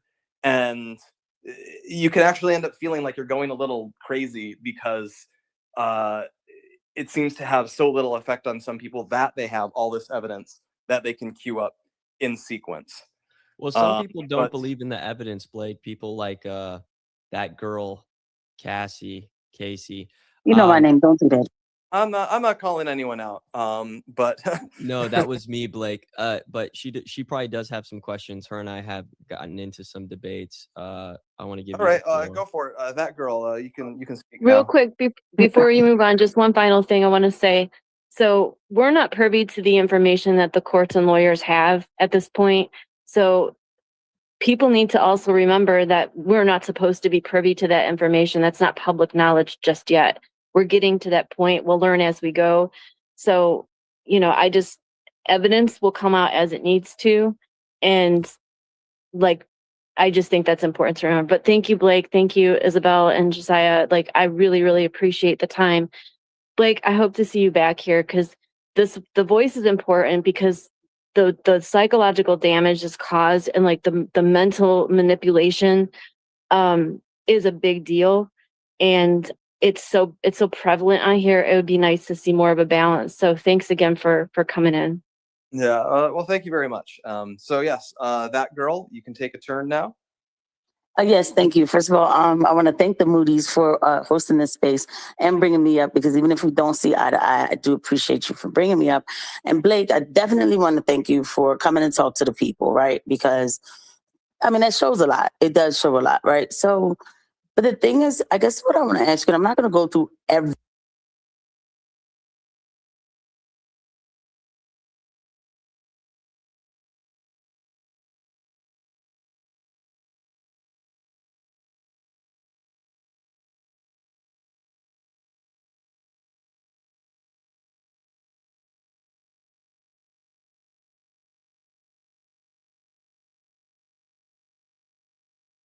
Why is that an issue to you? I didn't need Candace Owens to tell me that not calling 911 or, not doing chest compressions, trying to get an AED, not having an ambulance there. You know what I mean? Things like that. I didn't need Candace Owens to tell me that. Actually, even before this, I used to scrutinize Candace a lot. So it's not like I'm this huge Candace Owens fan. And also hearing Brian Harpole say that he was in the hospital conducting the code. And, he told them he ripped the shirt to make sure the AED gets on Charlie. And he told them what meds to give. When I know that's not how a code goes in a hospital. So I hear these blatant lies. And so then how is it that oh no, you're just psychologically manipulated? Can you make that make sense for me? Because I didn't need anybody to tell me anything.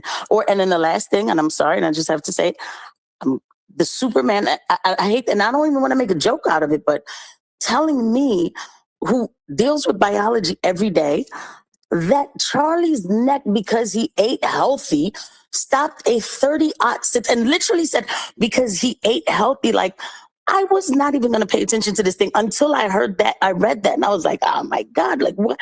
That was the biggest unforced error to me. I don't know why Andrew Colbert felt like he needed to write that post. So, but how is it psychological manipulation? You just don't want to XYZ when these things that I'm stating is what I picked up on my own. Thank you. So thank you. I would say a few things. First of all, I think if a question is just asked straightforwardly, I don't think we've ever had a problem answering it. If someone had just asked me, "Did you call 911 that day?" and I would say no, and they would ask why, and I would say I didn't really imagine it was remotely necessary because there were thousands of people there. It happened in front of police officers. They don't need my specific call to come in to ensure anything is going to happen here. And that is what I would say. And if someone asked that in good faith, I would answer it. What I will say is you guys may have seen how it got in there, and if you guys want to see how people get whipped up, you can check the responses to literally any post I make on X, because they are there without fail. A lot of people are not asking questions in a tone of "I am wondering a thing and would like an answer." They ask questions to harass a person, they ask questions to torment a person, they ask questions to ridicule a person. They ask questions but are not really interested in the answer. You can often see that where someone gets very hostile once someone tries providing them an answer. They won't accept it, or they just kind of get nasty or in response. I've seen a lot of that. Excuse me, I'm about to sneeze. I've seen a lot of that, and a lot of the time people will engage in really nasty behavior and then say, "Oh, I'm just asking questions." And if you want a supreme example of that, it's like Candace herself, for example. She'll say, "Oh, I'm just investigating this. I'm just a mommy sleuth diving into this," when I think it's very clear, if you pay attention to her behavior over many months, she's behaving in a mendacious way to inflict harm on people. And I think there's just other cases of that happening. On your specific stuff about other things on that day, I mean, I didn't send out the Superman neck tweet. I think Andrew can speak for himself on that one. But like, you want to zoom out and get it, like, what is this even about? Well, it's about claims that a 30-06 bullet could not be what hit Charlie. And what I would say with that is the medical examiner says that Charlie was killed by a bullet and that he found these fragments. The ATF analysis says that bullet is in that 30-06 kind of family Said it of was bullets. inconclusive. That they Well, it couldn't really doesn't police it. excuse me, they don't conclusively show, they did not conclusively match that bullet to the gun, but they show that it is compatible with having been fired from that gun. And they did find it is in like that family of rounds. Like, they know it's not a little chintzy pistol round. They know it is a rifle round. And so we have that. And then we have the fact they found the rifle. That itself is a piece of evidence. And they found the rounds. They found the fired casing that had the etchings on it. So they have all of those things. And then you can actually look in historical. People will say, "Oh, it should blast through every single time." Well, no, there are examples you can find where a 30-06 round does not leave an exit wound. And if you want a famous example, Martin Luther King Jr. was also shot I don't think by we a should use the 30-06 Martin Luther. round, and it went through his jaw and into his upper torso, and it did not exit. Bullets do weird things. Bullets change their trajectory when they hit a soft tissue surface or when they hit bone, and stuff happens. And maybe if this happened 50 times, it would leave an exit wound 45 times or 48 times or 49 times, but this time it didn't. And that the fact that it's maybe an unlikely outcome does not make it an impossible outcome. It doesn't even make it a beyond likelihood outcome. And again, we have the physical evidence there. That's what I would say about that as a specific example. And that just stands out with other things. Like, why wasn't there an ambulance there? Well, I suspect if you looked around, you've probably been to a lot of events that don't have ambulances at them, that have a lot of people at them. Maybe this will make it more popular to do that, but I don't think it's some fact of the universe that any large event with a guest speaker is going to have an ambulance at it. I feel like sometimes with this shooting and with other cases that people get fixated on, I think people they sort of end up looking at it backwards. Like, well, as if like, well, Charlie was going to be shot that day, so why didn't you do these things? When the sad truth is we went into that not believing he would be shot. And so that is what causes things to happen the way they do. It was a normal day until it wasn't. Well, Blake, I have a question for you. How many times did Charlie before one of these events have a death threat? Was this a very common thing? So I mean, he obviously got a lot of hate, and some of it was nasty. Actual death threats, I know he sometimes got them. I think sometimes people like mailed things to him, for example. And I know that I don't know the specifics. I knew there had been cases where he took them we took them seriously enough that we sent them to police. And I think in some cases they identified people who did it, and at least I don't know if it ever led to charges, but they told them, hey, you need to cut it out or something bad's gonna happen. So he definitely received threats before. But I don't know the exact number. I just know this was a thing that, would be referenced. Yeah, and so it wouldn't have made sense for you guys to have an ambulance there, and I don't think I've ever seen an ambulance at one of these events, unless it was something outside of the Charlie protocol for going to these college campuses. So yeah, I think people are totally looking back. That hindsight is 2020. Not me. I'm so sorry, Josiah, to do that. I've been to haunted houses, you know what I mean, that had the ambulances. So maybe I'm just, my standards again, they just kind of, it's for everybody, not just for Charlie. You know what I mean? Like anything could happen to anybody there, to be honest. If other people's kids were there, got shot, you know what I'm saying? So it's like, True, when you have that, yeah, so. Excuse me, did you say you saw ambulances at haunted houses?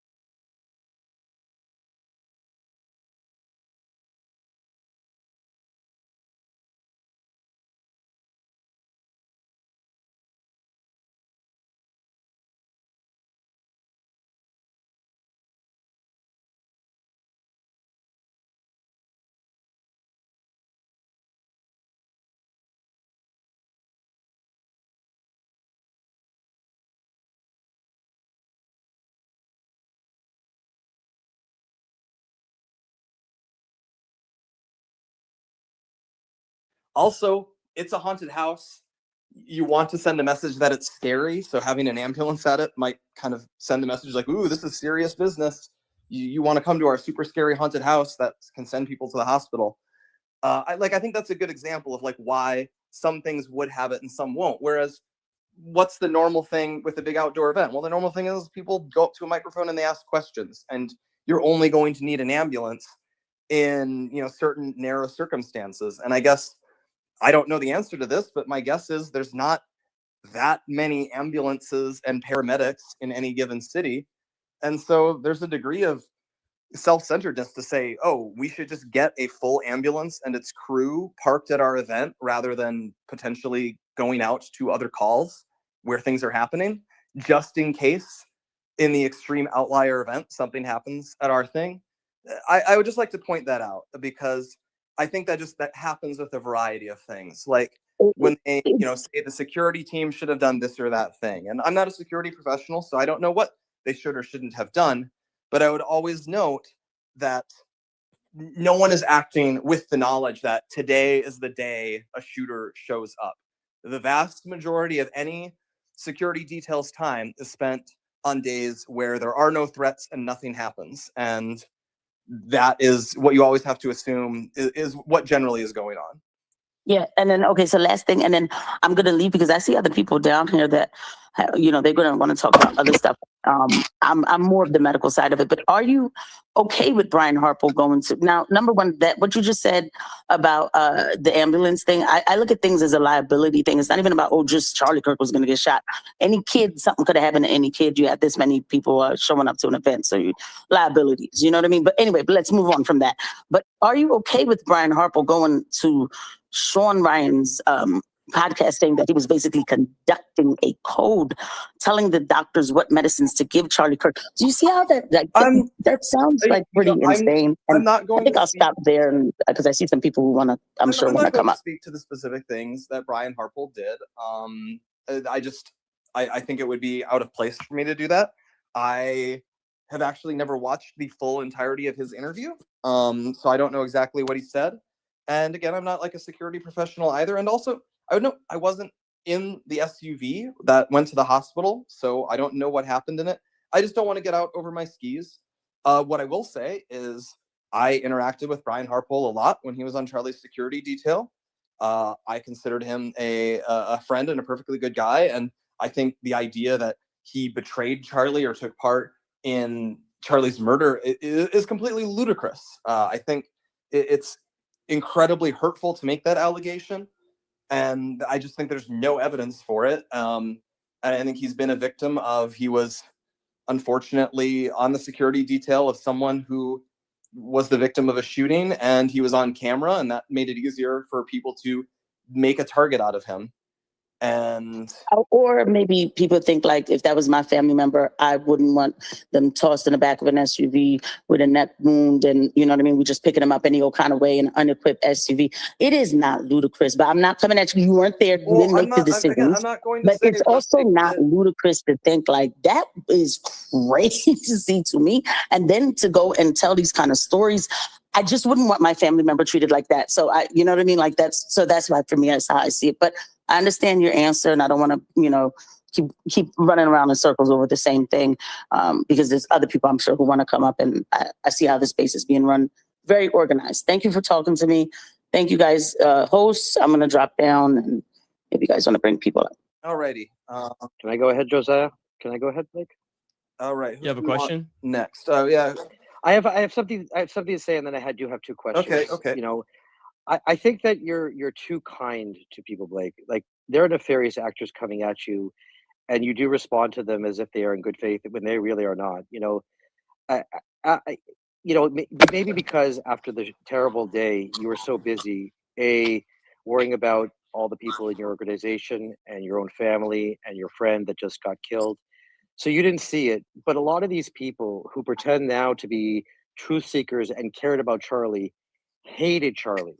And they've used his death as an opportunity to try and destroy TPUSA, Charlie, and even more so his wife. And I'm a little older, so I wouldn't be in the TPUSA milieu, but I always liked Charlie. But what really inspired me to sort of speak back, like I listened. This didn't start, after evidence was gathered. This started the second that he was in the SUV. These conspiracies and attempt to debase his life, to debase his legacy, to attack his family, to attack TPUSA was immediate. And the vast majority of people doing that, holding these spaces and this disinformation, hated him in every single way. I appear in a certain space and I'll mention him because I think that he is good faith. I think he's wrong.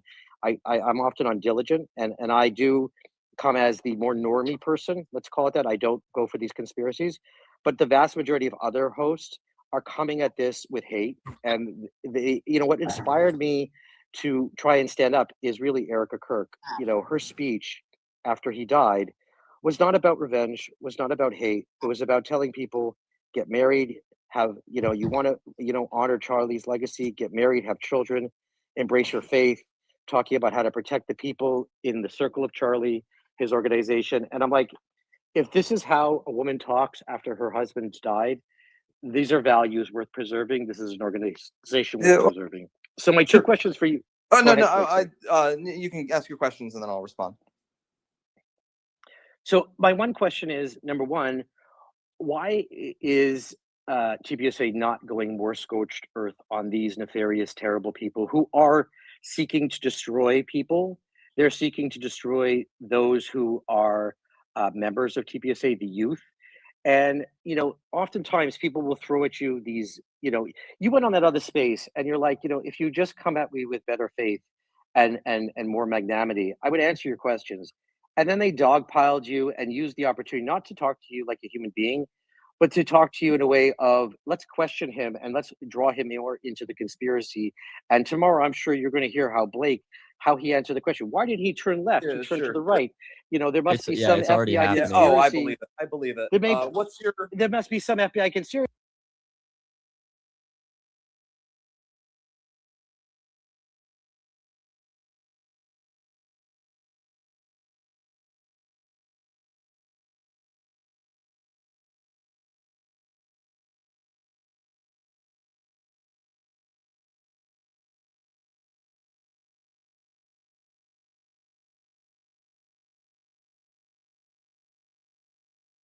It could be torn apart from within, And these psyops are the same psyops, rinse, wash, and repeat from the Nazi era through the KGB area of the Sure. Cold War. And it's just being regurgitated. And What's I wish your that what's your second TPSA would do. question? I just want to make sure. This is the second question. I want to know why you guys aren't doing more to educate the youth of how to watch out for psychological operations, because just responding to the truth with the truth doesn't help.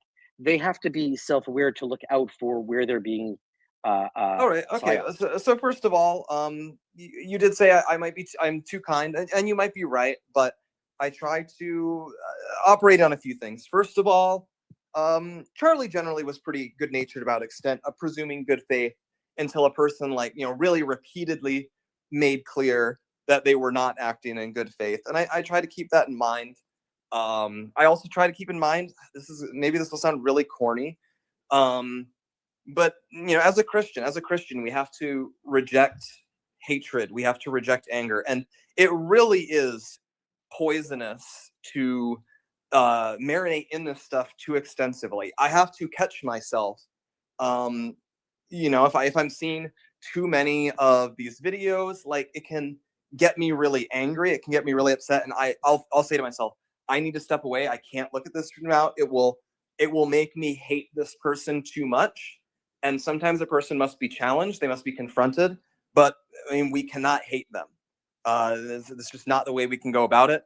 And so we have to every day strive to be the kind of person we want to be. And like Charlie, I want to be a good Christian. We should aspire to sainthood. And that means not getting Yeah, but Blake, that's true about people who are good faith who are just wrong, and I respect those people. But I don't know Charlie. You know Charlie. I just don't believe that if he watched someone that he loved, his husband die, a friend of his, and then people would go after that man's wife and try and destroy her, that he would just be like, "Well, we got to respond as a Christian." I think that he would plan of so how do we respond to this and what how I do will we then stop say, this. I mean, you ask about going scorched earth. Well, as I've said, I do not work for Turning Point. I think that's important to emphasize in a few ways. First of all, it does mean I can't speak for Turning Point, and anything I say, I am always speaking for myself. I am never speaking for Turning Point, and I try to be aware of that. And so, what I would say there is like, not only can I not speak for them, it would be out of place for me to disclose what their overall plans are. And so, as an example, I would just say, in this moment, without actually knowing for sure what the plan is, they probably wouldn't want to do something that would distract overly from the preliminary hearing itself, because they want to make sure people see that preliminary hearing. They want to see that justice is done. So, and what I also say is, I am not a person who can go scorched earth, but I have asked, like, I want to go out and I want to argue with more of these people, confront more of these people. I think early on you did see that we said less. And actually, as I said, when I read the statement on the show all the way back in December, I was saying we waited several months saying absolutely nothing because we thought people can get tired of this and they'll move on. And then it was just clear this is not going to happen. Some sort of response is needed. And I think you've seen us respond more. You saw Andrew respond more on X in the last few days. I've been responding more since early in the spring. And I think this is us recognizing that really bad faith actors do require more direct confrontation. And you speak about the psychological operations. That's why I do try to take care to, for example, I don't just say what Candace has said is untrue. I do try to say that what she is saying is manipulative. What she is saying No. She's an evil, evil person who hated Charlie to the depth of her core and wants to destroy his wife. I think you No are correct. person who's a friend would ever do such a thing. You're too nice when you say you're too Well, nice I to her mean, about what you Mitch, said. Mitch, She is here- evil. I to the did core. literally something call her that- a witch today. So Yeah, I saw that. I'm being more. I'm going to drop down. I just wanted to say you're doing a great job honoring your friend's legacy. And so keep up the good work. Keep inspiring the youth and make them patriotic to America. I'm not American, but I like what you guys do. I think you're a great organization, and you personally are conducting yourself like a real Well, gentleman. thank you very much. So Thank you very much for that. Dude, And Blake literally calls somebody a witch and like barely goes scorched earth. And this dude has been accused of conspiring to kill Charlie Kirk for months. Whenever Maybe I'm just on a when different level in this regard. he literally wasn't even talking about it, and they still dragged him in and did this shit. It's crazy. Imagine. I guess calling someone a witch is scorched earth for and Blake. what I will That's your say, scorched earth. I'm a little I've different, said man. this. I'm a little I different. have people, as he was saying, people have said they're gonna rip everything you say to shreds. You're gonna be a big target. They're gonna use this against you. I've gotten messages about that in the last few hours, and they're all entirely correct. And what I will say is, again, I know with absolute certainty I did nothing wrong in this shooting. I know with absolute certainty that I served Charlie well while he was alive, and I am doing my best since he has left us. And if they are attacking me, it means they are not attacking anybody else. I went through getting doxxed and canceled in 2020. It was an extremely traumatic experience where I thought my life was over. That sucked vastly more than getting attacked by any of these people. Both because that experience was worse. I mean, 2020 was a hell of a time. But also, I think it toughened me up. I am a tough person now. You know what, than I used to be. Blake, just one last thing. Even saying you did nothing wrong, that's you on the defensive. You don't have anything to defend. You all have to be on the offense. Only attack. You do not defend yourselves because there's nothing to defend. These people are attacking you with and TPUSA and Charlie's legacy with full throttle vitriol. They're not defending themselves at all, and you guys should have nothing to defend. So be on the offensive, be strong, and know that there's a lot of people that support. Well, thank you very guys. much. Thank you. I can't go too much longer. It is after 11 p.m. now, but we can do a couple more. Priority, if you have a question, to get to the question quickly, and then we can maximize the number of people that we're able to get before I have to clock out here. How about we do? I was next, I think. Sure, go for it then. Okay, so I'll be brief. So why was the gun a Mauser shooting 30-06, but the damage did not match the round? Because it should have been a lot more explosive, since that's a round that shoots like big holes in large animals. So if you could address that. Well, I mentioned that earlier, and the answer, as I said, that round probably does. First of all, when they say it should have done more damage, I mean, it literally killed Charlie instantly.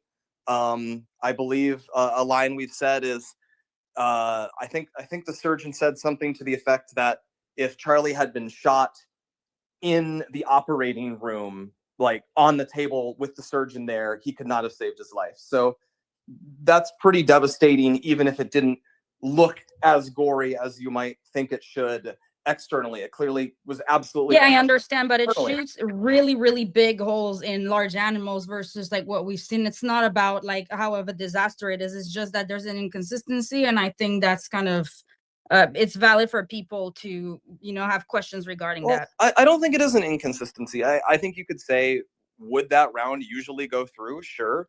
Does it always go through? No. When a bullet strikes tissue and strikes bone, things happen, and it's difficult to model what that thing will be. It deflects. So instead of going straight through, it suddenly is traveling down or sideways, which means it's going through more of a person's body for it to be slowed up. And what we have is that seems to have happened. Do we have other examples of this? Yes. I mentioned that earlier. Martin Luther King Jr., he was also shot by a 30-06. He was shot at closer range, actually, than Charlie was. And that bullet went through MLK's jaw and then kind of into his upper torso and lodged there. It did not exit. And I suspect, I mean, people who are hunters will tell you I've shot a deer with a 30-06 and it didn't exit. And I'm sure there's other cases where murders have been done with 30-06 rounds and have not exited a person. That's just, it's the nature of bullets. Someone who tells you this will blast through 100% of the time, it is impossible for this to have happened. They're not telling you the truth. We have confirmed examples of this happening in other cases.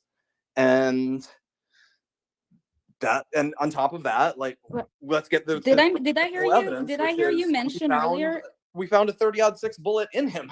So it's not like we need to, it's not like we're coming upon a damaged corpse with missing cause and we had to dissect it from there. We actually had a surgeon who did an autopsy and they found that bullet. Did I hear you mention earlier, though, that the ATF or whoever was in charge of investigating this, that they suggested that it could be 30 out 6, but that it was inconclusive? This is the ATF report that what they've Well, analyzed. that's kind of important here. That's like really, yeah. No, that's not specifically what it was. The ATF report, what it found, this is what got analyzed, this is what went viral with the Daily Mail article a few months ago. What it found was, they found the type of bullet it was in that 30-06 family, but what they found was they did not explicitly match it as a bullet fired from that specific gun. Now, that's not saying it wasn't fired by it. It was saying that with the damage to the bullet and the analysis they were able to do without essentially reconstructing the bullet completely, they could only find that it was a potential match, but not a proof positive match with that gun. And that's going to be a common finding in cases like this. And I think the fact that people immediately ran with that as this proves it's not the bullet from this gun, that in fact, it 100% proves it came from somewhere else. I think those people were acting, frankly, in bad faith, that they are desperate to seize upon ways to undercut this case against Tyler Robinson for reasons that I speculated upon, which is that in many cases, I think these people genuinely want the person who killed Charlie to walk, to get away with it. That is what I believe. And I know not everyone is confronting that in bad faith. Some people really are just wondering. And I would just say, we have the bullet, we have a rifle, we have a lot of evidence about this happened, and we have past cases that can illustrate that even if a 30-06 might usually leave an exit wound, it will not in every case. This is perfectly within the range of things that can happen when a person is shot with that bullet at that distance. And that's just the way of things. Well, thank you so much for answering that. I don't believe that you killed Charlie, nor did Erica, but it's just a question that needed to be addressed. So I truly appreciate it. God bless you, and wishing you the best. Thank you very much. I think let's do 2 more. How about I guess Josiah, you still run it? You can let some people up. All right, I will do that. The world need my booming out. I doubt Stealth will have a question. I did let her up though. But we can go to you, Luma. What? Are you talking about me? Yeah, Luna. What's your Lune? Like you don't know who I am. Hey, so I'm not gonna ask you any questions about like what's going on with the whole case and stuff, but I would like to know your reasoning and everyone's reasoning for why, as soon as Charlie Kirk was assassinated, everybody attacked Candace. And it just seemed like it was a coordinated attack. It seemed like everybody was very quick to just kind of make this whole idea that she was not Charlie's friend and all of that, when, right before his death, he made it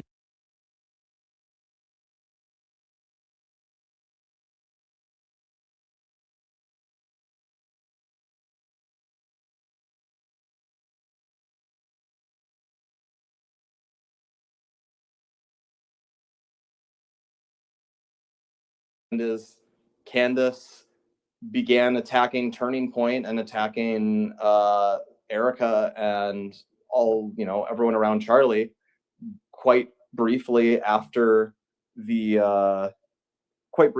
shooting happened, and basically endlessly escalated since then and has never stopped. And in fact, I believe we showed a tremendous amount of patience about that. I don't think I said anything in response to her for several months until we responded a bit in December, where we said, we're going to invite her to Arizona for a thing about this. And then I won't disclose everything that happened behind the scenes, but that led to Candace and Erica having an in-person meeting.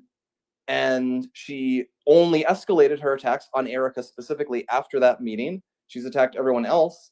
And that is the order of events that seem to have happened, which is that she attacked a large number of people and people have responded. I don't recall any concerted effort to attack Candace by Turning Point, by myself, by anyone in our orbit. until we were aggressively attacked first. And Yeah, would in fact, really it be was missed a- literally sorry, Blake, but if you guys remember, Candace had said that she had thought that they were all gonna get together and figure out who killed Charlie Kirk, and that they were gonna, get out the magnifying glass and go and investigate, and she was jaded because they were like, no, we leave this up to the police, and we don't act like we're something we're not." And that was not the case with Candace, and that's been the narrative from the beginning. She wanted to force Andrew's hand. She wanted to make them respond and say something so that she could get the headlines. Andrew Colvett responds to the claims, whatever. This was all a part of the PR stunt that she had crafted. And listen, Candace, what isn't super calculated, and in fact, her quote unquote investigation shows that she's not very calculated, but she was very calculated with some things, and that was the I have no choice but to leave the pro-Israel lobby. She let that one release, and everybody speculated that it wasn't real, this wasn't true. When she had the screenshots ready to go very shortly after, there were a few ways that she was extremely calculated, and yeah, it was just disgusting and in poor taste. Well, I can tell you as someone that's been watching since the day that all of this has been happening, I've watched the events unfold. I've watched the way that everybody, I mean, she came out with her basically her farewell video to Charlie Kirk. Didn't mention anything about TPUSA. She actually didn't mention anything about TPUSA for like a while, and she didn't mention anything about Erica or the guards. She was actually defending you guys for a good amount of time. I'm going to push back on that. How long is a while? I can't tell you the exact time. I can look it up. I don't remember specifics. I just know her first videos, and up until it was the point where she felt like from my understanding and the way that she explained it, she felt deceived. And me watching the things that were being said about her by Alex, by like just everyone making it seem as if she wasn't Charlie's friend, she wasn't invited to the funeral, all of that kind of stuff. It just felt very weird to me as someone who is a listener, who someone invited to the memorial. She chose not to attend. Oh, well, I didn't know that. not really sure. Have Yeah, I you didn't said know that? about Have that you said either. that before, Blake? Yes, yeah, we said that. So it seemed as if, and she was getting tons of attacks. Oh, I'm sorry. So she said there were assassination threats against her, so she refused to attend. Why wouldn't she Well- go to her best friend's, who she loves so much, his own memorial? I don't understand that. Well, that's what I'm trying to get alarming to, is me. that it seemed very clear that nobody from TPUSA wanted her to be involved, even though she was behind the scenes. Andrew Colvett was talking to her. Lune, did you not just hear him say that Candace was invited and that she chose on her own free will not to go? So it seems What like I heard- she's been able to concoct this narrative that she's been ousted and she's the victim, when in fact they have tried to include her.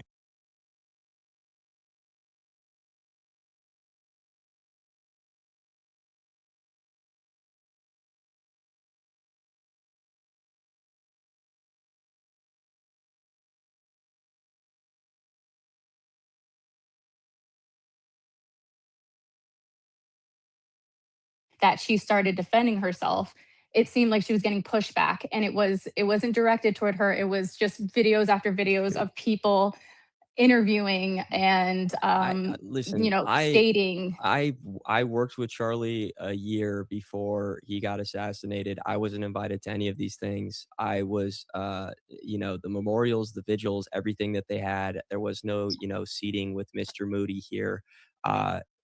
This was very private and closed off.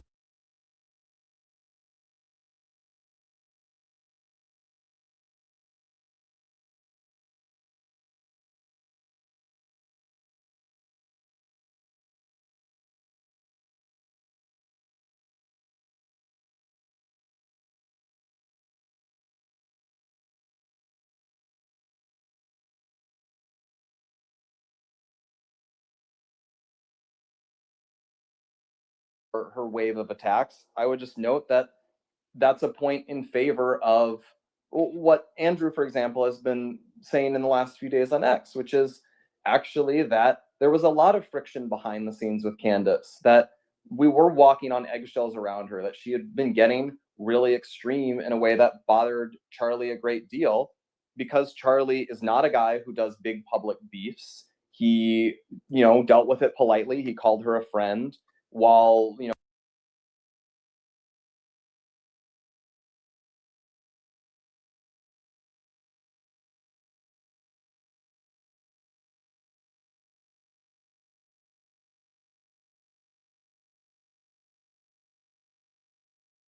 Well, listen, I don't think it's really fair for you to speak on behalf of what Charlie's friendship was with Candace Owens by any means. From what I see, he defended her every opportunity he got. So I'm not going to sit here and kind of stand for that. I was asking you personally, your reason She's for not going to why. stand for this. I mean, you're not. I don't think it's right to put, make it a termination for Charlie. He's not here to defend himself. He's not here to say whether or not what you're saying is truthful. I'm not asking your opinion on what he thinks. I'm asking your opinion So on you take yourself. Candace's side.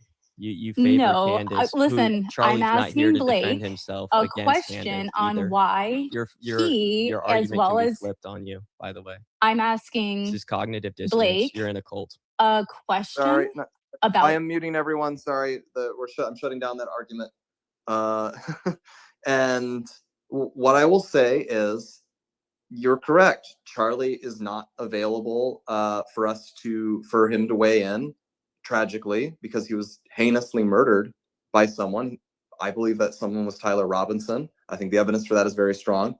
And for the last 10 months, Candace Owens has made, I believe at this point, well over 100 videos attacking Charlie's loved ones, including his wife, with increasingly aggressive attacks and insinuations and innuendos of all sorts. And we, despite our grave misgivings about Candace from the very beginning, I will say I was worried about what Candace was going to do while I was in the hospital. I thought, oh, she is going to come up with something completely insane out of this.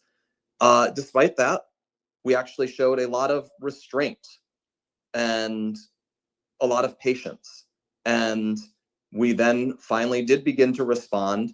And I think it is a complete reversal of reality to present that as us targeting Candace, us teaming up to go after Candace, us doing anything at all in an act of aggression against Candace, as opposed to the reality, which is that she attacked us relentlessly for a long time with extremely weak evidence. Before I go to the one last question, I want to say something I think is important, because I've seen it make the rounds that, for example, Candace only began going after Erica after meeting her, that they tend to elongate how long the process of Candace attacking Turning Point and Erica was.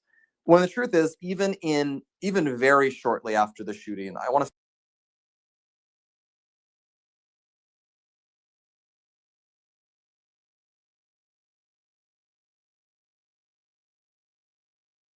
well, she means actually these specific people, but not Erica. She's saying they all. She explicitly said that Charlie's removal looks like, she said, it looks like a regicide, the removal of a king to install a new king that king would not approve of. That is, in fact, what she said to describe Charlie dying and his wife taking over afterwards. And that was happening mere weeks after the shooting, before she met with Erica, before a whole bunch of things.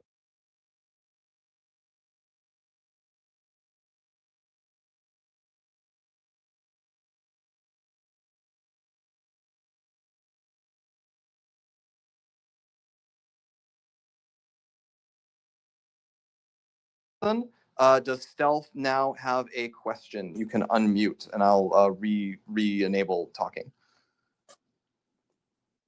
Hi, thanks, Blake. I'm sure it's been a very long day for you guys. Do you guys have a centralized location where you're documenting all the narrative formations and the debunking? Somebody wanted me to ask that to you. I'm not going to speak to that, unfortunately. I would just that would not be appropriate for me to answer. Okay, I just didn't know if there was like a public site. Secondly, I'm sure you've seen Data Republicans thread about a permission structure being created. And NCRI also, I think, had a report on assassination culture. There definitely seems to be a targeted, concerted effort to destroy all the progress and movement that TPUSA made by a lot of individuals, and based on my understanding, a lot of universities have opened up alternate online, well, not online, alternate youth groups in universities that are, let's just say, the antithesis of TPUSA, but are termed like on the right. Um, are, are you, because you guys are processing so many things and dealing with so much burden on your shoulders and everything, are you guys looking at that separately from the case and debunking all these narratives, which preliminary evidence, like all of us knew, was going to be very heavy. And Tyler Robinson is the one who assassinated Charlie Kirk. There's no question in my mind since day one. But is that something you guys are looking at in terms of supporting? I even reached out to Nick Freitas. I was like, oh, how great would he be to go out on tour for you guys as well? But also looking to kind of revitalize that base as well, because I'm seeing a lot of dissident groups being created. I think they're all lefties. I don't think they're on the right. But are you guys looking at that as well? What I would again, I always feel the need to caveat this, that while I have extended interactions with Turning Point, I work in a building that is on the Turning Point campus. I do not work for Turning Point USA and do not speak for them. I always just like to throw that out as a caveat. But obviously I know them and interact with them and such all the time. First of all, I would like to say Turning Point got attacked in these ways even while Charlie was alive. As much of a coalition builder as Charlie was, there were always people saying, oh, Turning Point is bad. We need a different youth-centered movement. They're too pro-Israel. They're too anti-Israel. They're too pro-Trump. They're too anti-Trump. They're too this or that. Charlie was a big target. People liked to go after him.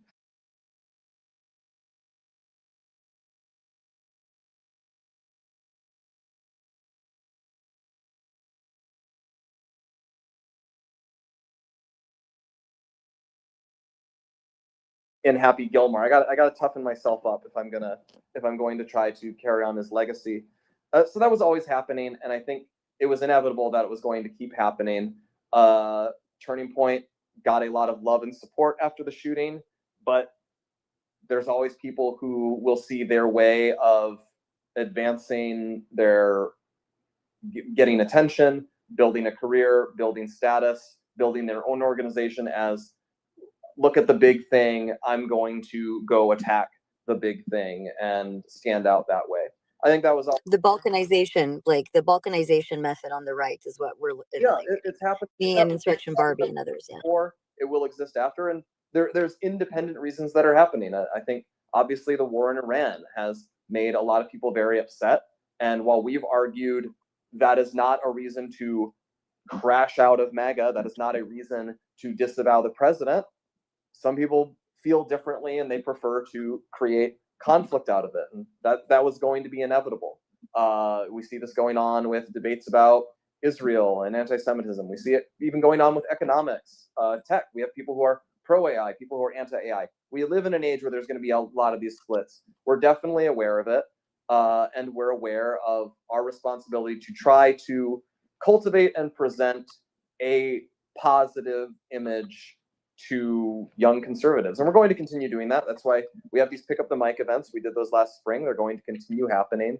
We're going to try to guide and train young people in how do we think Charlie approached not just specific issues, but the process of creating opinions, the process of reaching conclusions on things, the process of winning people over on those issues. We're going to continue pursuing that, no matter how much people are attacking us. And I think one thing that is worth pointing out is a lot of the people who are most militant about tearing down Turning Point and attacking it are just not, they're not institution builders themselves. It is far easier to attack than it is to build. That is why Charlie was such an exceptional person. Could he debate well? Yes, but a lot of people are good at debating on the internet, and that's all they can do. A lot of people are good at giving a speech. A lot of people are good at maneuvering in an administration. What made Charlie a world-class figure, an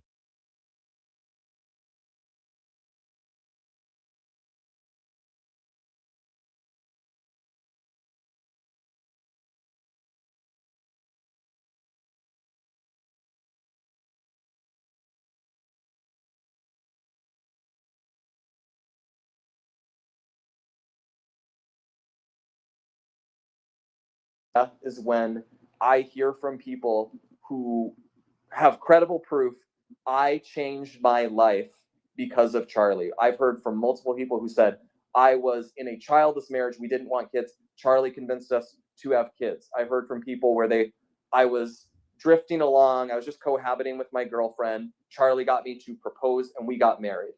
I was drifting along, not involved with religion, even though I felt aimless. And Charlie got me going to church. Charlie got me baptized, and I have been going for these last months. And then the people who I got involved in local politics. We have people in Congress right now who ran for Congress because Charlie got the ball rolling with them. People who are in their city council. That is the supreme legacy of Charlie, and it is absolutely one that we're going to continue fighting for as long as we are able to, no matter how many lies and defamations and attacks and everything else are thrown at us. Jesus Christ himself said that, I bring not peace but the sword. And what he meant is the sword will be used against you for what you stand for. And we've certainly become aware. Charlie lived that out. We've all seen our own lesser version of it, but we're absolutely committed to pursuing that. I went on a bit of a speech there, but I figured that would be a good closing. Yeah, it's a long space. It's been a long evening. I thank everyone who tuned in. I thank everyone who asked questions in good faith. And you know what? I'll even give my good regards to the haters and losers, as Trump would say. Thank you for participating, everyone. And thanks for the assistance from Josiah and Isabella there, because I am a boomer and I could not manage a space on my own without making a hash of it. Thank you, everyone, and good night.